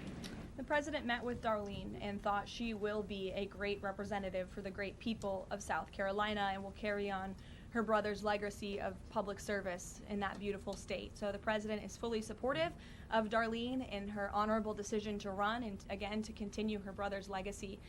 With respect to your first question on, remind me? Leader Thune, if his Yes. patience is running out. Look, the president spoke about this directly yesterday. His patience is running out. He wants to see as much of the Save America passed as possible by the August recess. He knows that's what the American people want to see passed. He was just traveling on the road yesterday, spoke about this, and there was a very loud applause from the people in the audience, the everyday Americans, because voter ID is common sense. They want proof of citizenship in our elections, and the president feels very strongly about that. And I would just add, you know, the American people elected overwhelmingly Republicans to lead not just this White House, but also the House and the Senate. The House did its job. The Senate needs to do its job too. All right, you guys, so that was a little bit of the ending of the White House press briefing earlier today. Caroline Leavitt, the secretary, is the one who carried this out, answering a lot of different questions from the media. Of course, there were quite a few questions about Iran and the U.S. relationship with Iran. I do want to let you know that right at the top of this programming, so about 2 hours ago, President Donald Trump actually put this on Truth Social. Take a look. He said, "Please let this statement serve to represent until further notice that from this point forth, any and all damages done to ships, cargo, or anything related thereto will be paid for by Iranian money that the United States has in its possession and controls. These damages may be very substantial, but nevertheless, this is the fair and equitable thing to do. Thank you for your attention to this matter." And in addition to that, the president also said today that he considers Iran to still be a threat and he said he would be considering massive attacks moving forward. This is as the Iraqi prime minister actually met with Iranian leaders in Tehran to strengthen strategic cooperation. So we're keeping our eyes on everything that's happening across the country, internationally. We'll keep you guys up to date on anything that you may need to know, especially if it's going to affect you here on the local side of things. You guys, we're going to take a quick commercial break, but the talks about the president and what his agenda has been today is not over. We'll be getting back into this big meeting that he had with the Los Angeles Dodgers. Of course, they are the winners of this most recent World Series, so we'll get into some of the remarks that he had for them when we come back.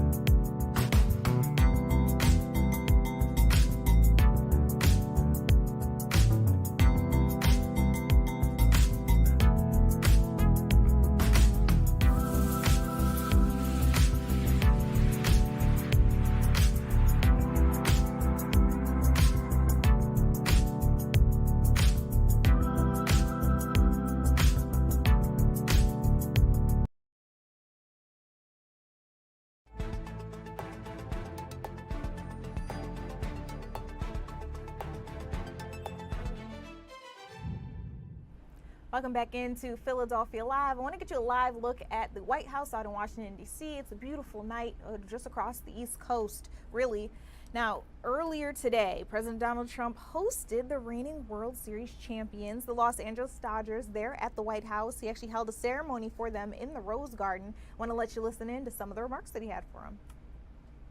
But I just want to say that we're delighted to host the 2025 World Series champions, the Los Angeles Dodgers.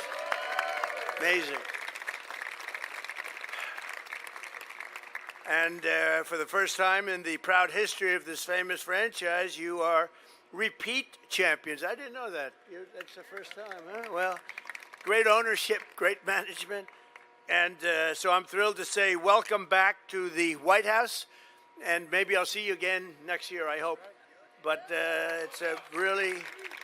it's truly a great, when you talk about a brand, it's one of the great brands anywhere in the world, no matter where you go.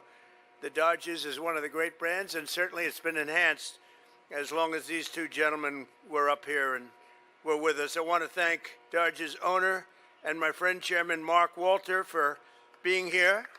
Thank you, Mark. Along with President Stan Kasten and manager Dave Roberts. That's a hell of a manager. What a manager. And I also, here we have some of their fans. They're big celebrities for the most part themselves, but they're fans. Secretary of Agriculture, Brooke Rollins. And by the way, prices are going down very substantially. Thank you, Brooke. We got them down. We inherited the highest prices in history, and we're getting them down very quickly. Thank you, Brooke. Secretary of Health and Human Services. He wasn't supposed to be here, but he's a big Dodger fan. Robert F. Kennedy Jr. Thank you, Bobby. And his incredible wife. Thank you. Are you a big fan of the Dodgers? I didn't know that. Secretary of Homeland Security, Mark Wayne Mullen. Mark Wayne, thank you. Look at the hat. Don't put that hat on in Oklahoma, please, Mark. They won't be too happy. Acting Director of the National Intelligence, Bill Pulte. Bill, thank you. Good job you're doing.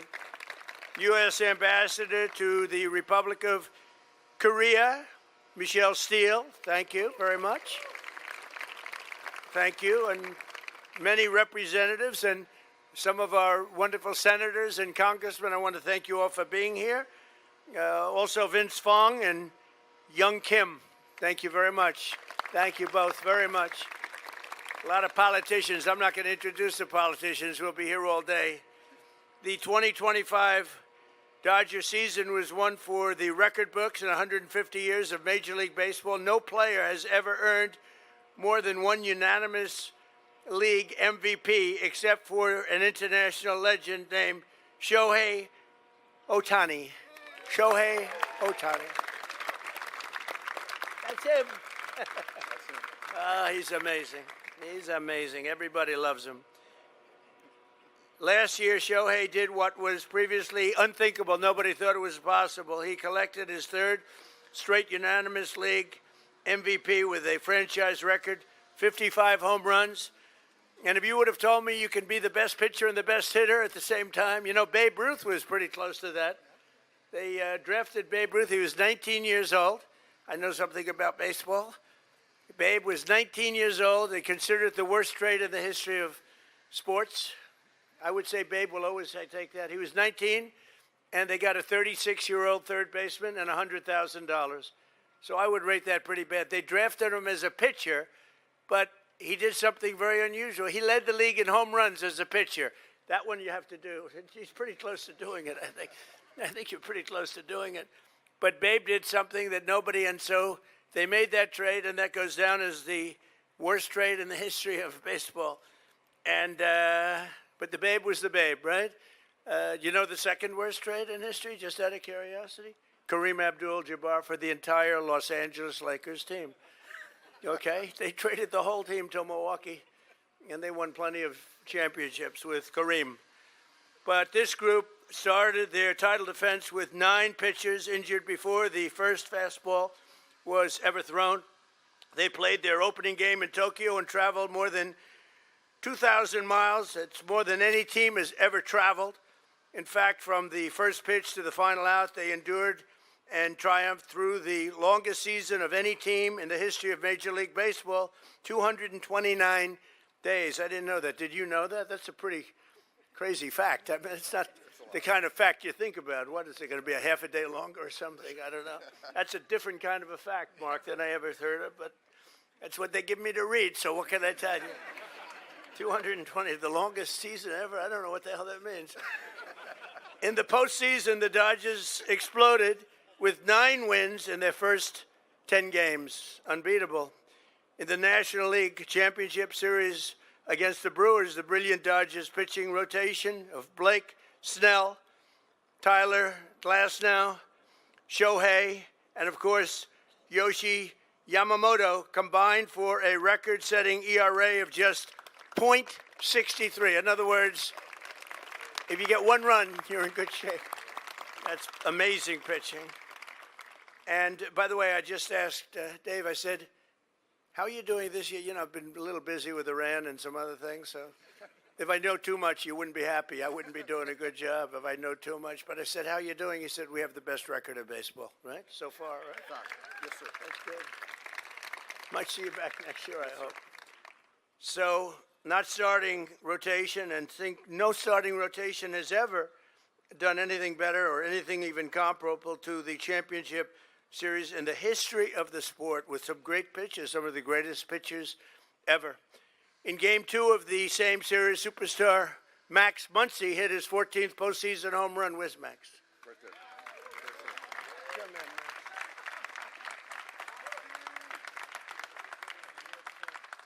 As a winner. They're all winners. his 14th postseason home. That's a lot of home runs in the postseason. That's, breaking the all-time Dodger record. Who's second? Who did you break there, Max? Who was second? Pretty good player, right? I'm not sure. I'll let you know later. I'll let you. He's not done yet. I'll figure it out. He's got a long way to go too.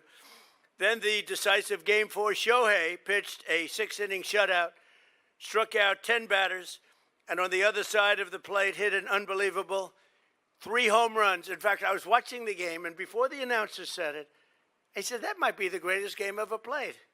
The guy pitched 6 unbelievable innings and got 3 home runs, won the game. His Herculean effort sealed the National League pennant and lifted the Dodgers to the World Series championship. Think of it. You have a man on the team who pitched perfectly and hit 3 home runs, I think in a single. And I said to myself, that's the greatest game ever played by one person, because you did the pitching and the hitting. And he's not finished yet also, right? He's not finished. He's got a lot of them left. That World Series against the Toronto Blue Jays proved to be among the most thrilling championships in the history of the sport. I watched it because I was having a little bet with the Prime Minister of Canada. I had a little bet. I was not feeling so good for a little while. It wasn't looking so good, neither were you. After splitting the first 2 games, Game 3 went to extra innings, forcing this pitching rotation to grind through some incredibly tough spots. In the top of the 12th, it went a long time. Legend Clayton Kershaw. Where's Clayton? I want to see him.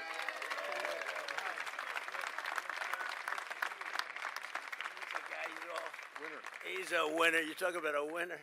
Fantastic. Look at that guy. I watched him beat a lot of our teams that were supposed to do well. They didn't do too well against him. And he's still pitching well, I'll bet, right? Well, he's spending time with the family now, sir. Well, it's called, yeah. But it is called ultimately talent, right? Yes. Would you say talent is the whole ball game? You could pitch right now. If they needed you, you'd be out there, right? No? And he's smart. Anyway, Clayton took the mound for his last time in Dodger blue, and with the final pitch of his epic career, and it was an epic career, he got this team out of a bases-loaded jam. That was really something. They picked the right person. The rest of the bullpen did not allow a single run, including the very last addition to the roster, reliever Will Klein. Where's Will Klein, Clayton? Where is Will Klein? Hi, Will. That big guy, too. Were you nervous? He was a little nervous. That's great. Thank you, Will. He pitched 4 scoreless innings, that's right, and sent the game to the record-tying 18th inning at almost 3 a.m. on the East Coast, and I actually stayed up. I was watching it. I was watching that game. I said, will this game ever end? It was a long one, but it was amazing, actually. I thought it was a game that you were going to lose about 4 or 5 times, and you ended up winning. Luck is okay, too, right? Luck is okay. Yeah, it's okay. Well, but with talent, you get a lot of luck. In the bottom of the 18th, with a chance to end the game, who else would you want at the plate other than Freddie Freeman? I love Freddie Freeman. Where's Freddie?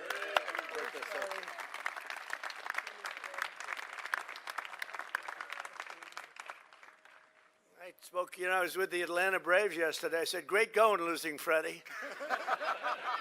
It's true. I was in Atlanta. I made a speech, and your general manager and president of the team, 2 great people, by the way, and they do love you. I wouldn't say they're thrilled, but I talked about it. I said, what about Freddie? Could you have kept him? And I don't know the answer to that, but all I know is you've been just as good here as you have been. Usually it doesn't work out that way, You go, and it's not quite the same. We could name a lot of players you got. I think you may be even better. Is he doing pretty well? Shohei, is he doing a pretty good job, right, Freddie?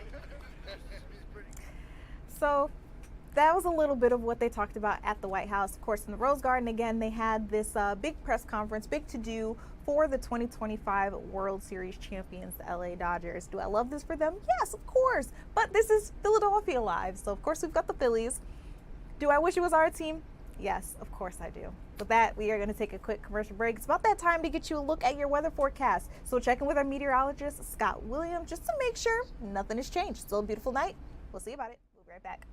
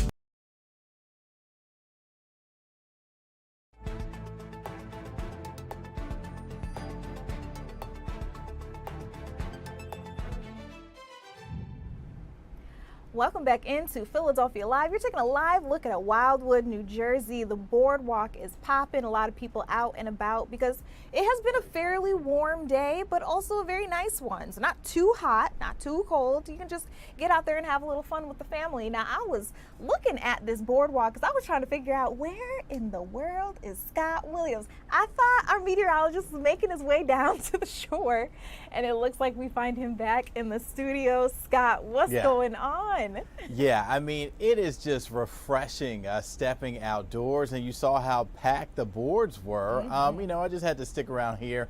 I couldn't make it down in time, so I said, you know what, I'll stay here. Okay. And of course, you know, hey, the weather is going to be nice over the next several days, so we have time to enjoy this. It's not going to be like a one-hit wonder. We're looking at temperatures tomorrow in the 80s. For the upcoming weekend. The entire weekend looks pretty good as well. A live look there in South Philadelphia. We're looking at a nice evening on tap as we look at Ultimate Doppler. Dry conditions. No rain, no thunderstorms, so we are severe clear. That cold front that brought us scattered showers and thunderstorms earlier in the week, that is to our south. So yes, our friends in the Carolinas dealing with some of that rainfall out there, but we are looking pretty good. In terms of the temperatures, we're in the upper 60s to low 70s across most of the area. But look at the Poconos. They are already in the 50s, upper 50s for the Poconos. Those temperatures for tonight. Most of the suburbs will be dipping into the 50s. So this is whether you can kind of open up your windows, let some fresh air in, give your air conditioning units a break out there because they've been working pretty hard this summer. So why not save on your electric bill over the next couple of nights? Now, in terms of temperatures for tomorrow, look at these numbers. Starting in the 60s, climbing through the 70s into the low 80s as we get toward the afternoon. But lots of sunshine around for tomorrow. And down the shore over the next several days, those temperatures will be topping out in the upper 70s to around 80 degrees. The water temperatures will be hovering around 70 degrees. Still a little chill in the water, but I mean, you really can't ask for a better weekend down the shore for the summer. This could, in fact, be our probably one of the pick weekends so far this summer. So it stays nice for your Friday.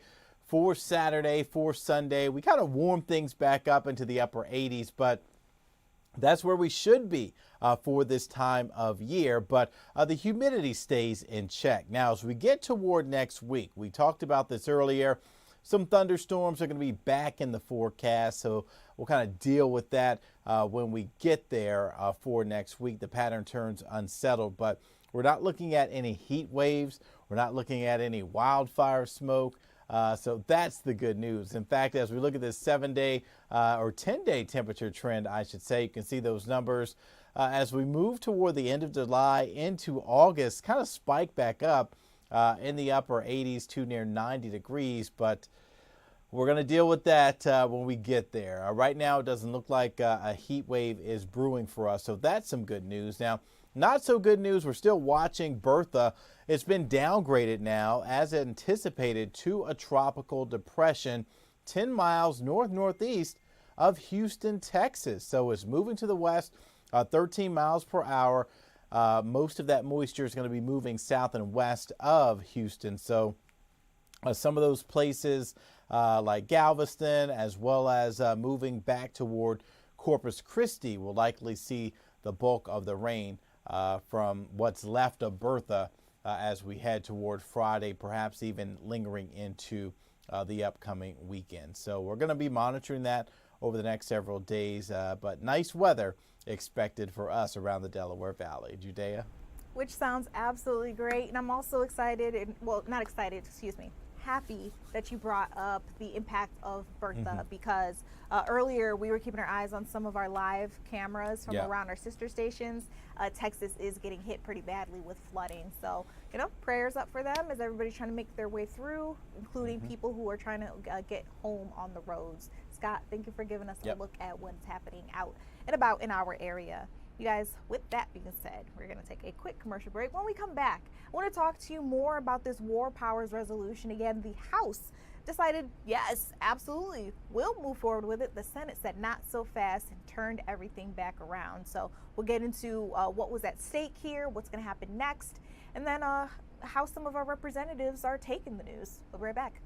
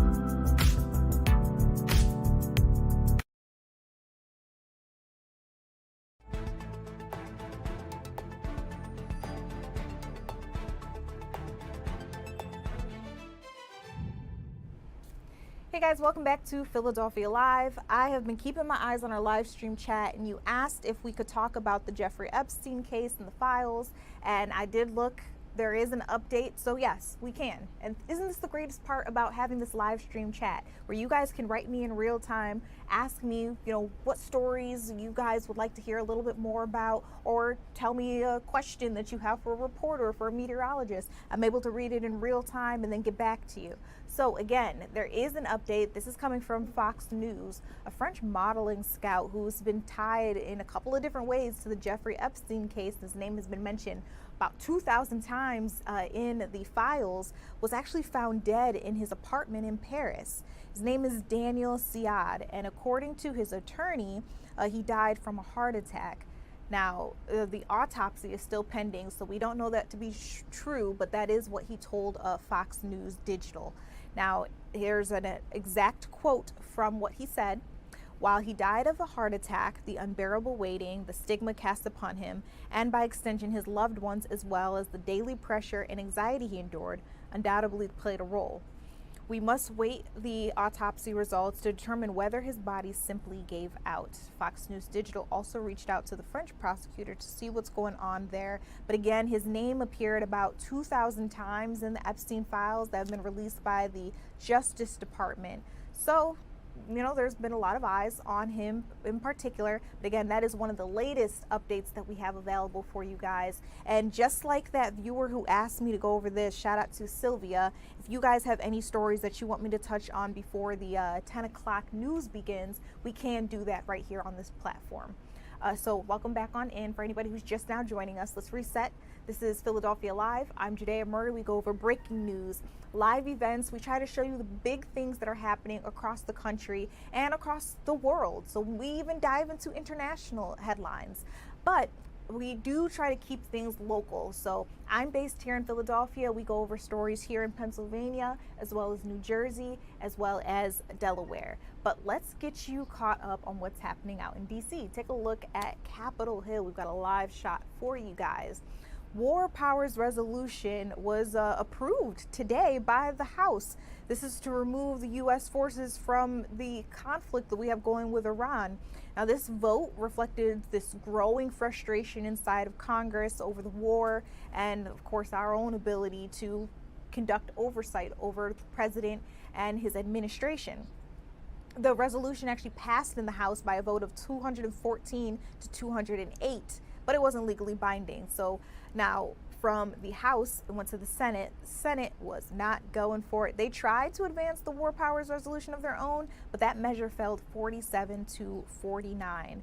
I also want to let you know there were 4 House Republicans who actually rebelled against President Donald Trump and voted alongside the Democrats to block the Iran War Powers. But of course, that didn't necessarily work its way out, because now we are back to the drawing board and seeing what's going to happen next.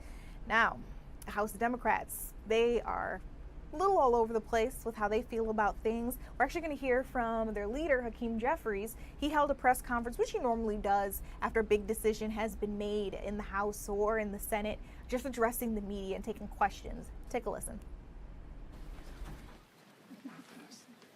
Morning, everyone. Morning. More than 18 months into Donald Trump's presidential term, the verdict is clear. Donald Trump and House Republicans have failed the American people. Costs haven't gone down in the United States of America, costs have gone up. ICE is completely and totally out of control, spending billions of taxpayer dollars to brutalize and kill American citizens and to violently target law-abiding immigrants. The Trump tariffs have cost the American people thousands of dollars per year in additional expense. Republicans have enacted the largest cut to Medicaid in American history, and as a result, hospitals, nursing homes, and community-based health centers all across the country, particularly in rural America, are on the brink of closure. Republicans have refused to extend the Affordable Care Act tax credits, putting in jeopardy the health insurance of more than 20 million Americans and causing premiums to skyrocket, in some instances, more than $1,000 in additional expense per month. Donald Trump and Republicans have launched a reckless war of choice in the Middle East that hasn't made America safer, but that has resulted in the tragic death of 18 brave service members. Hundreds more have been seriously injured, including confronting the possibility of traumatic brain injury for the rest of their lives. More than $100 billion in taxpayer money has been wasted by Donald Trump over in the Middle East, a war that he promised never to get us into. And yet, one of the main things that has changed as a result of that reckless and costly war of choice, Operation Epic Failure, is that gas prices have dramatically increased and are now north of $4.18 per gallon across the country. Donald Trump and Republicans have failed the American people, which is why they clearly are on the run and are on the verge of losing control of the House of Representatives. In many instances, Republicans have already lost control of the floor of the House of Representatives, as Democrats just demonstrated once again by successfully passing a war powers resolution. As part of our continuing effort to bring Donald Trump's reckless war of choice in the Middle East to a close, House Democrats are fighting for an affordable America. And as we return home to our districts all across the country, we will make clear to the American people that our promise to them is to lower the cost of groceries, gas, and housing. Our promise to the American people is that we will fight for affordable health care for every single American. And our promise to the American people is that we will hold the crooks accountable. If you're a crook in the United States of America and you've been stealing from the American people, we're coming after you so we can deliver a government of the people, by the people, and for the people. Questions? Mr. Leader. Mr. Leader, good morning. Thank you. With what's happened in Iran now, will Democrats recalibrate their message on Iran? Will we see ads on Iran going into the midterms? We don't have to recalibrate our message. We've been opposed to Donald Trump's reckless and costly war of choice in the Middle East from the very beginning. And what's clear now is that the overwhelming majority of the American people reject this war, understand it was completely and totally unnecessary, that Donald Trump promised not to start forever wars, but to stop them, and instead turned around and in the Middle East has done the exact opposite. So we're going to continue, as we've done once again forcefully on the floor today, to make clear that this Trump-Republican war in Iran needs to come to an end immediately. Mr. Leader. I was just wondering, what's your response that you're telling members that have been raising concerns about the D-Trip weighing into primaries and losing? I have complete and total confidence in Susan Del Bene, her leadership of the D-CCC, and as a result of that leadership, I'm confident we're going to take back control of the House of Representatives in November. Mr. Leader, do you agree with Zoran Hold Mamdani? on. Thank you, Mr. Leader. If Democrats do retake the House in midterms, you would have possibly some contested committee chairmanships. I'm just curious, I know seniority has been a priority of the Democratic caucus for a long time. Do you still see seniority as a factor or even the most important factor in determining who leads committees? It's never been the only factor. It's always been a factor. Seniority is really experience. Experience should translate into whether you've been able to deliver effectively in leading the committee.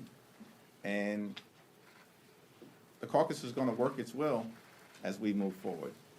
At the end of the day, we can't put the cart before the horse. We got to still go out and win this thing in November. And we're going to do everything possible to do just that. We have great candidates all across the country. DCCC, once again, just announced second quarter, we outraised the Republican National Campaign Committee. House Majority PAC has had a record-breaking 6 months in the on year, on top of a record-breaking off year. And clearly, the environment, as repeatedly demonstrated by public opinion survey after public opinion survey, most recently from Fox News, all point in the same direction. But we're not taking anything for granted. We're going to keep our foot on the gas pedal, run through the finish line to try to do what has to be done for the American people. And then, if we're in a position to organize, heading into the majority in the 120th Congress next year, then that's what we'll do. Mr. Leader, do you agree with Zohran Mamdani's position that the federal government should comply with the ICC's arrest warrant for Israeli Prime Minister Benjamin Netanyahu? I haven't talked to him about this issue. He's been very vocal on the issue. I continue to maintain the position that, one, we've got to figure out how to move things in a better direction in the Middle East. And for me, that means a safe and secure Israel as a Jewish and democratic state living side by side in peace and prosperity with an independent Palestinian state that provides dignity, self-determination, and respect for the Palestinian people. Thank you, Mr. Leader. The president today is going to be at the EPA rolling out an announcement about the Ratepayer Protection Pledge, which he says AI companies are going to be making commitments to lower costs and protect consumers from the cost of data centers being built in their neighborhoods. My question is, do you think that a commitment, a pledge to the Trump administration is sufficient on this issue? A lot of consumers are concerned about not only the economic impacts of data centers being built in their neighborhoods, but the environmental impacts. Is that something that you think can be subdued with a commitment, or is that something that Congress is going to have to do legislatively? Congress is ultimately going to have to legislate in this area with respect to artificial intelligence generally. We want to make sure, obviously, that America can continue to lead in the race to innovate in this space, while at the same period of time ensuring that we are vigilantly protecting the quality of life of the American people.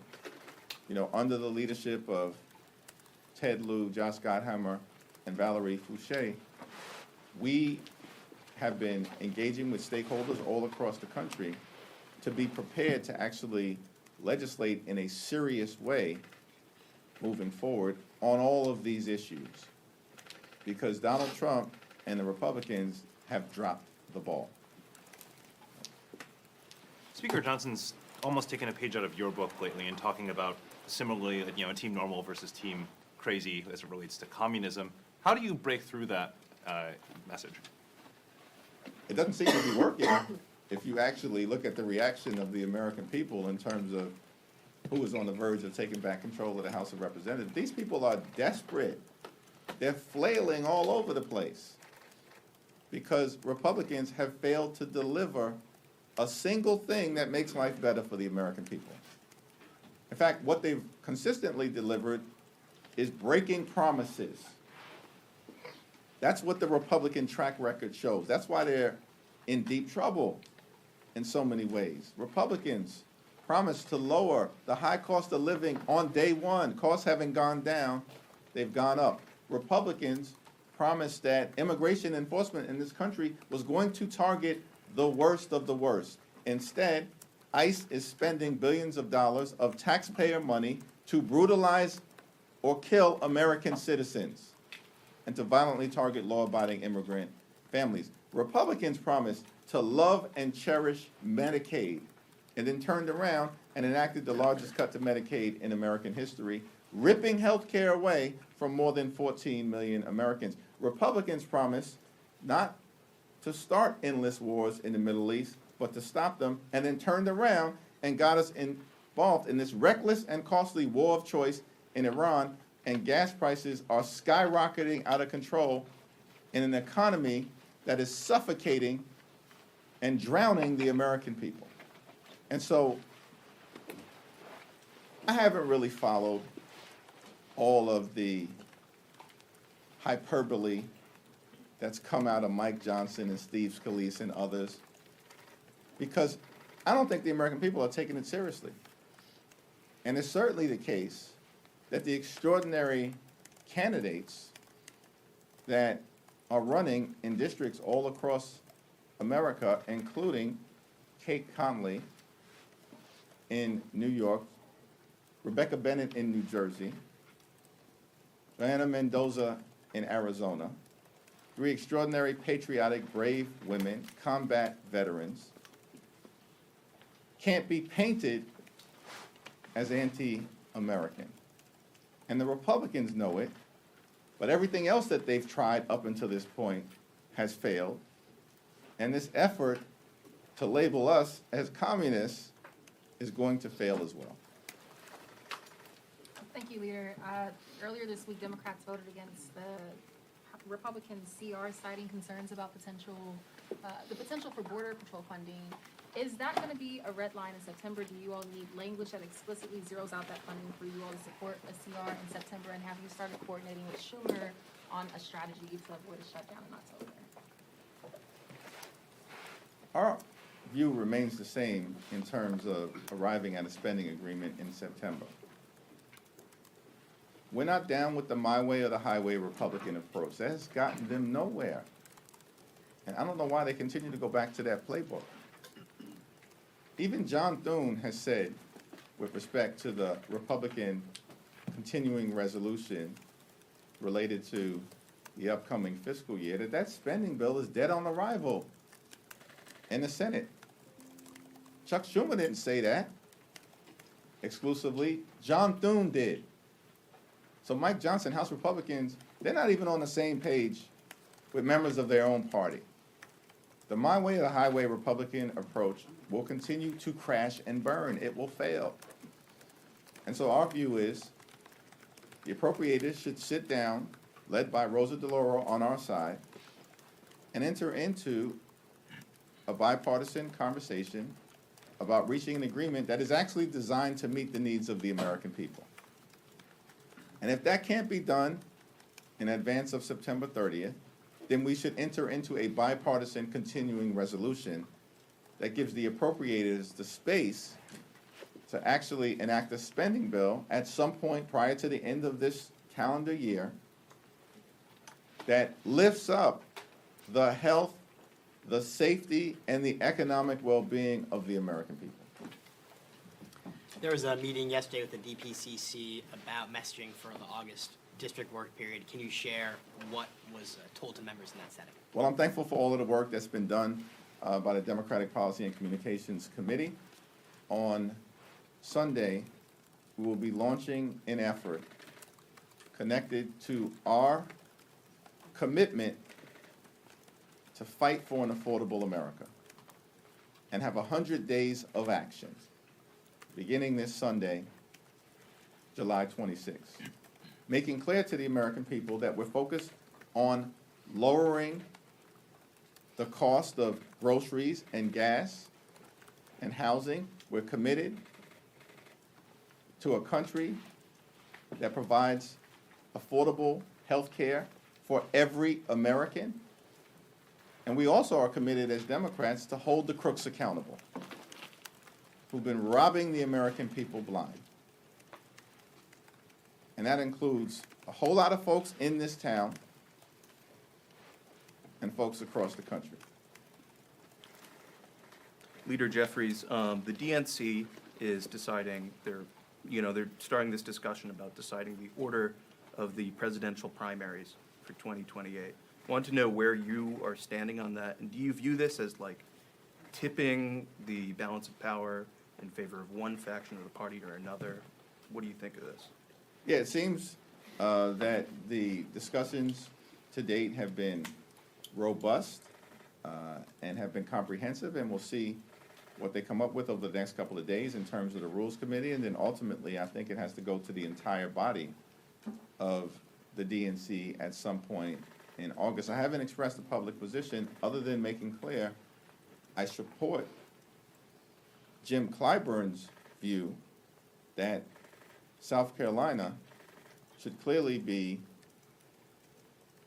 play a preeminent role, as it has done now for several presidential cycles, in terms of the early nominating process, particularly in an environment where we've seen the Supreme Court unleash Jim Crow-like tactics in the Deep South, trying to undermine the ability of African Americans to select the candidates of their choice.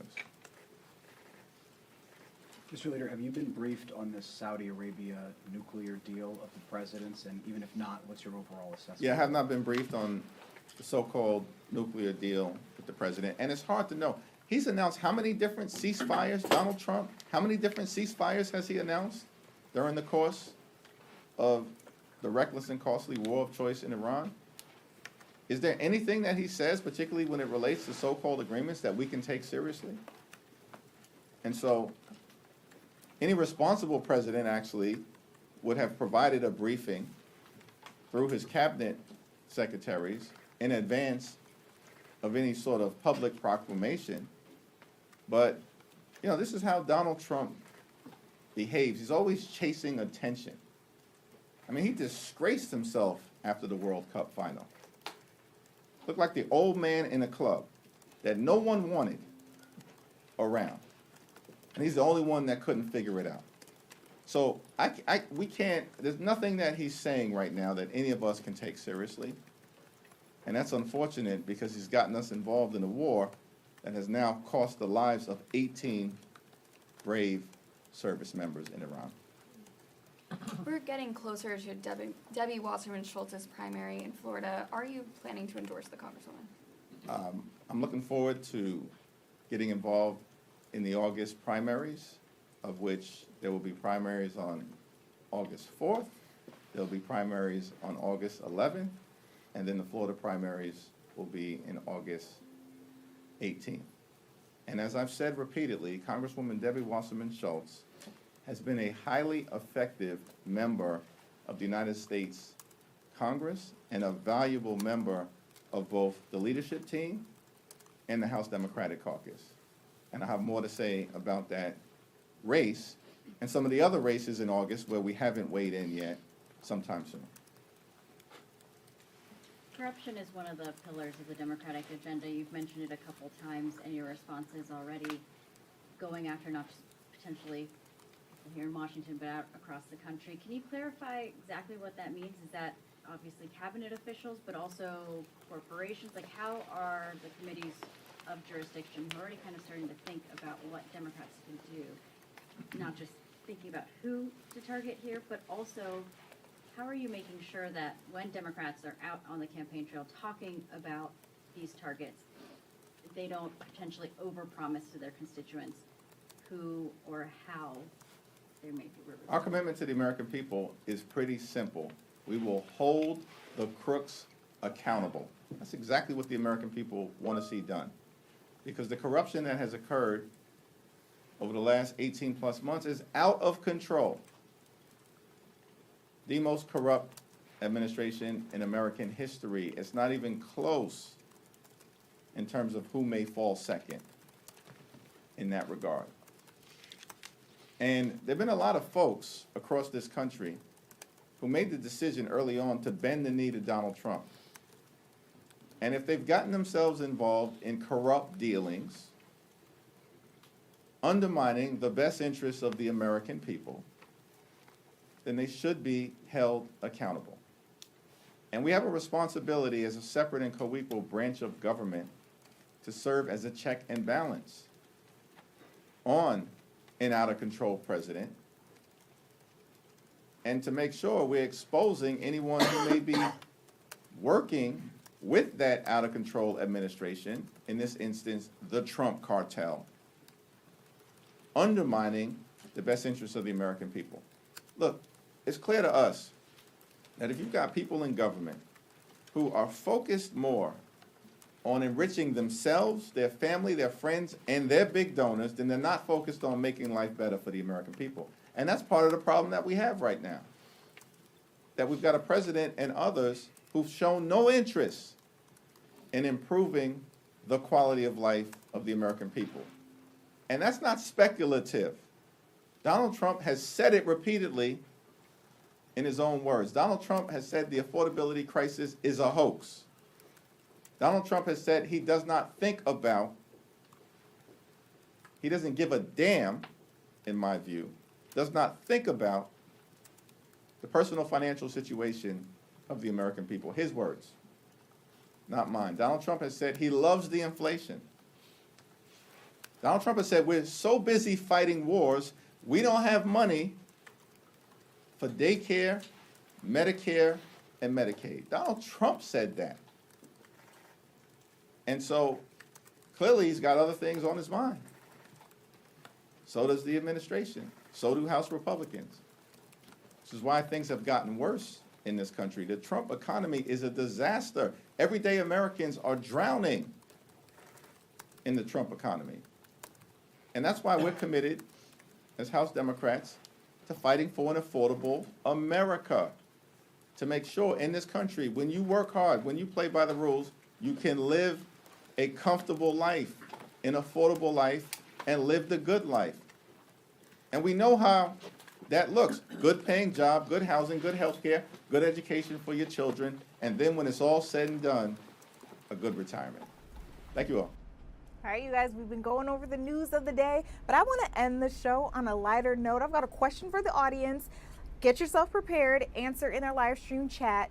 If it came down to it, would you pick to leave with your spouse or leave with the house? We'll get into it when we come back.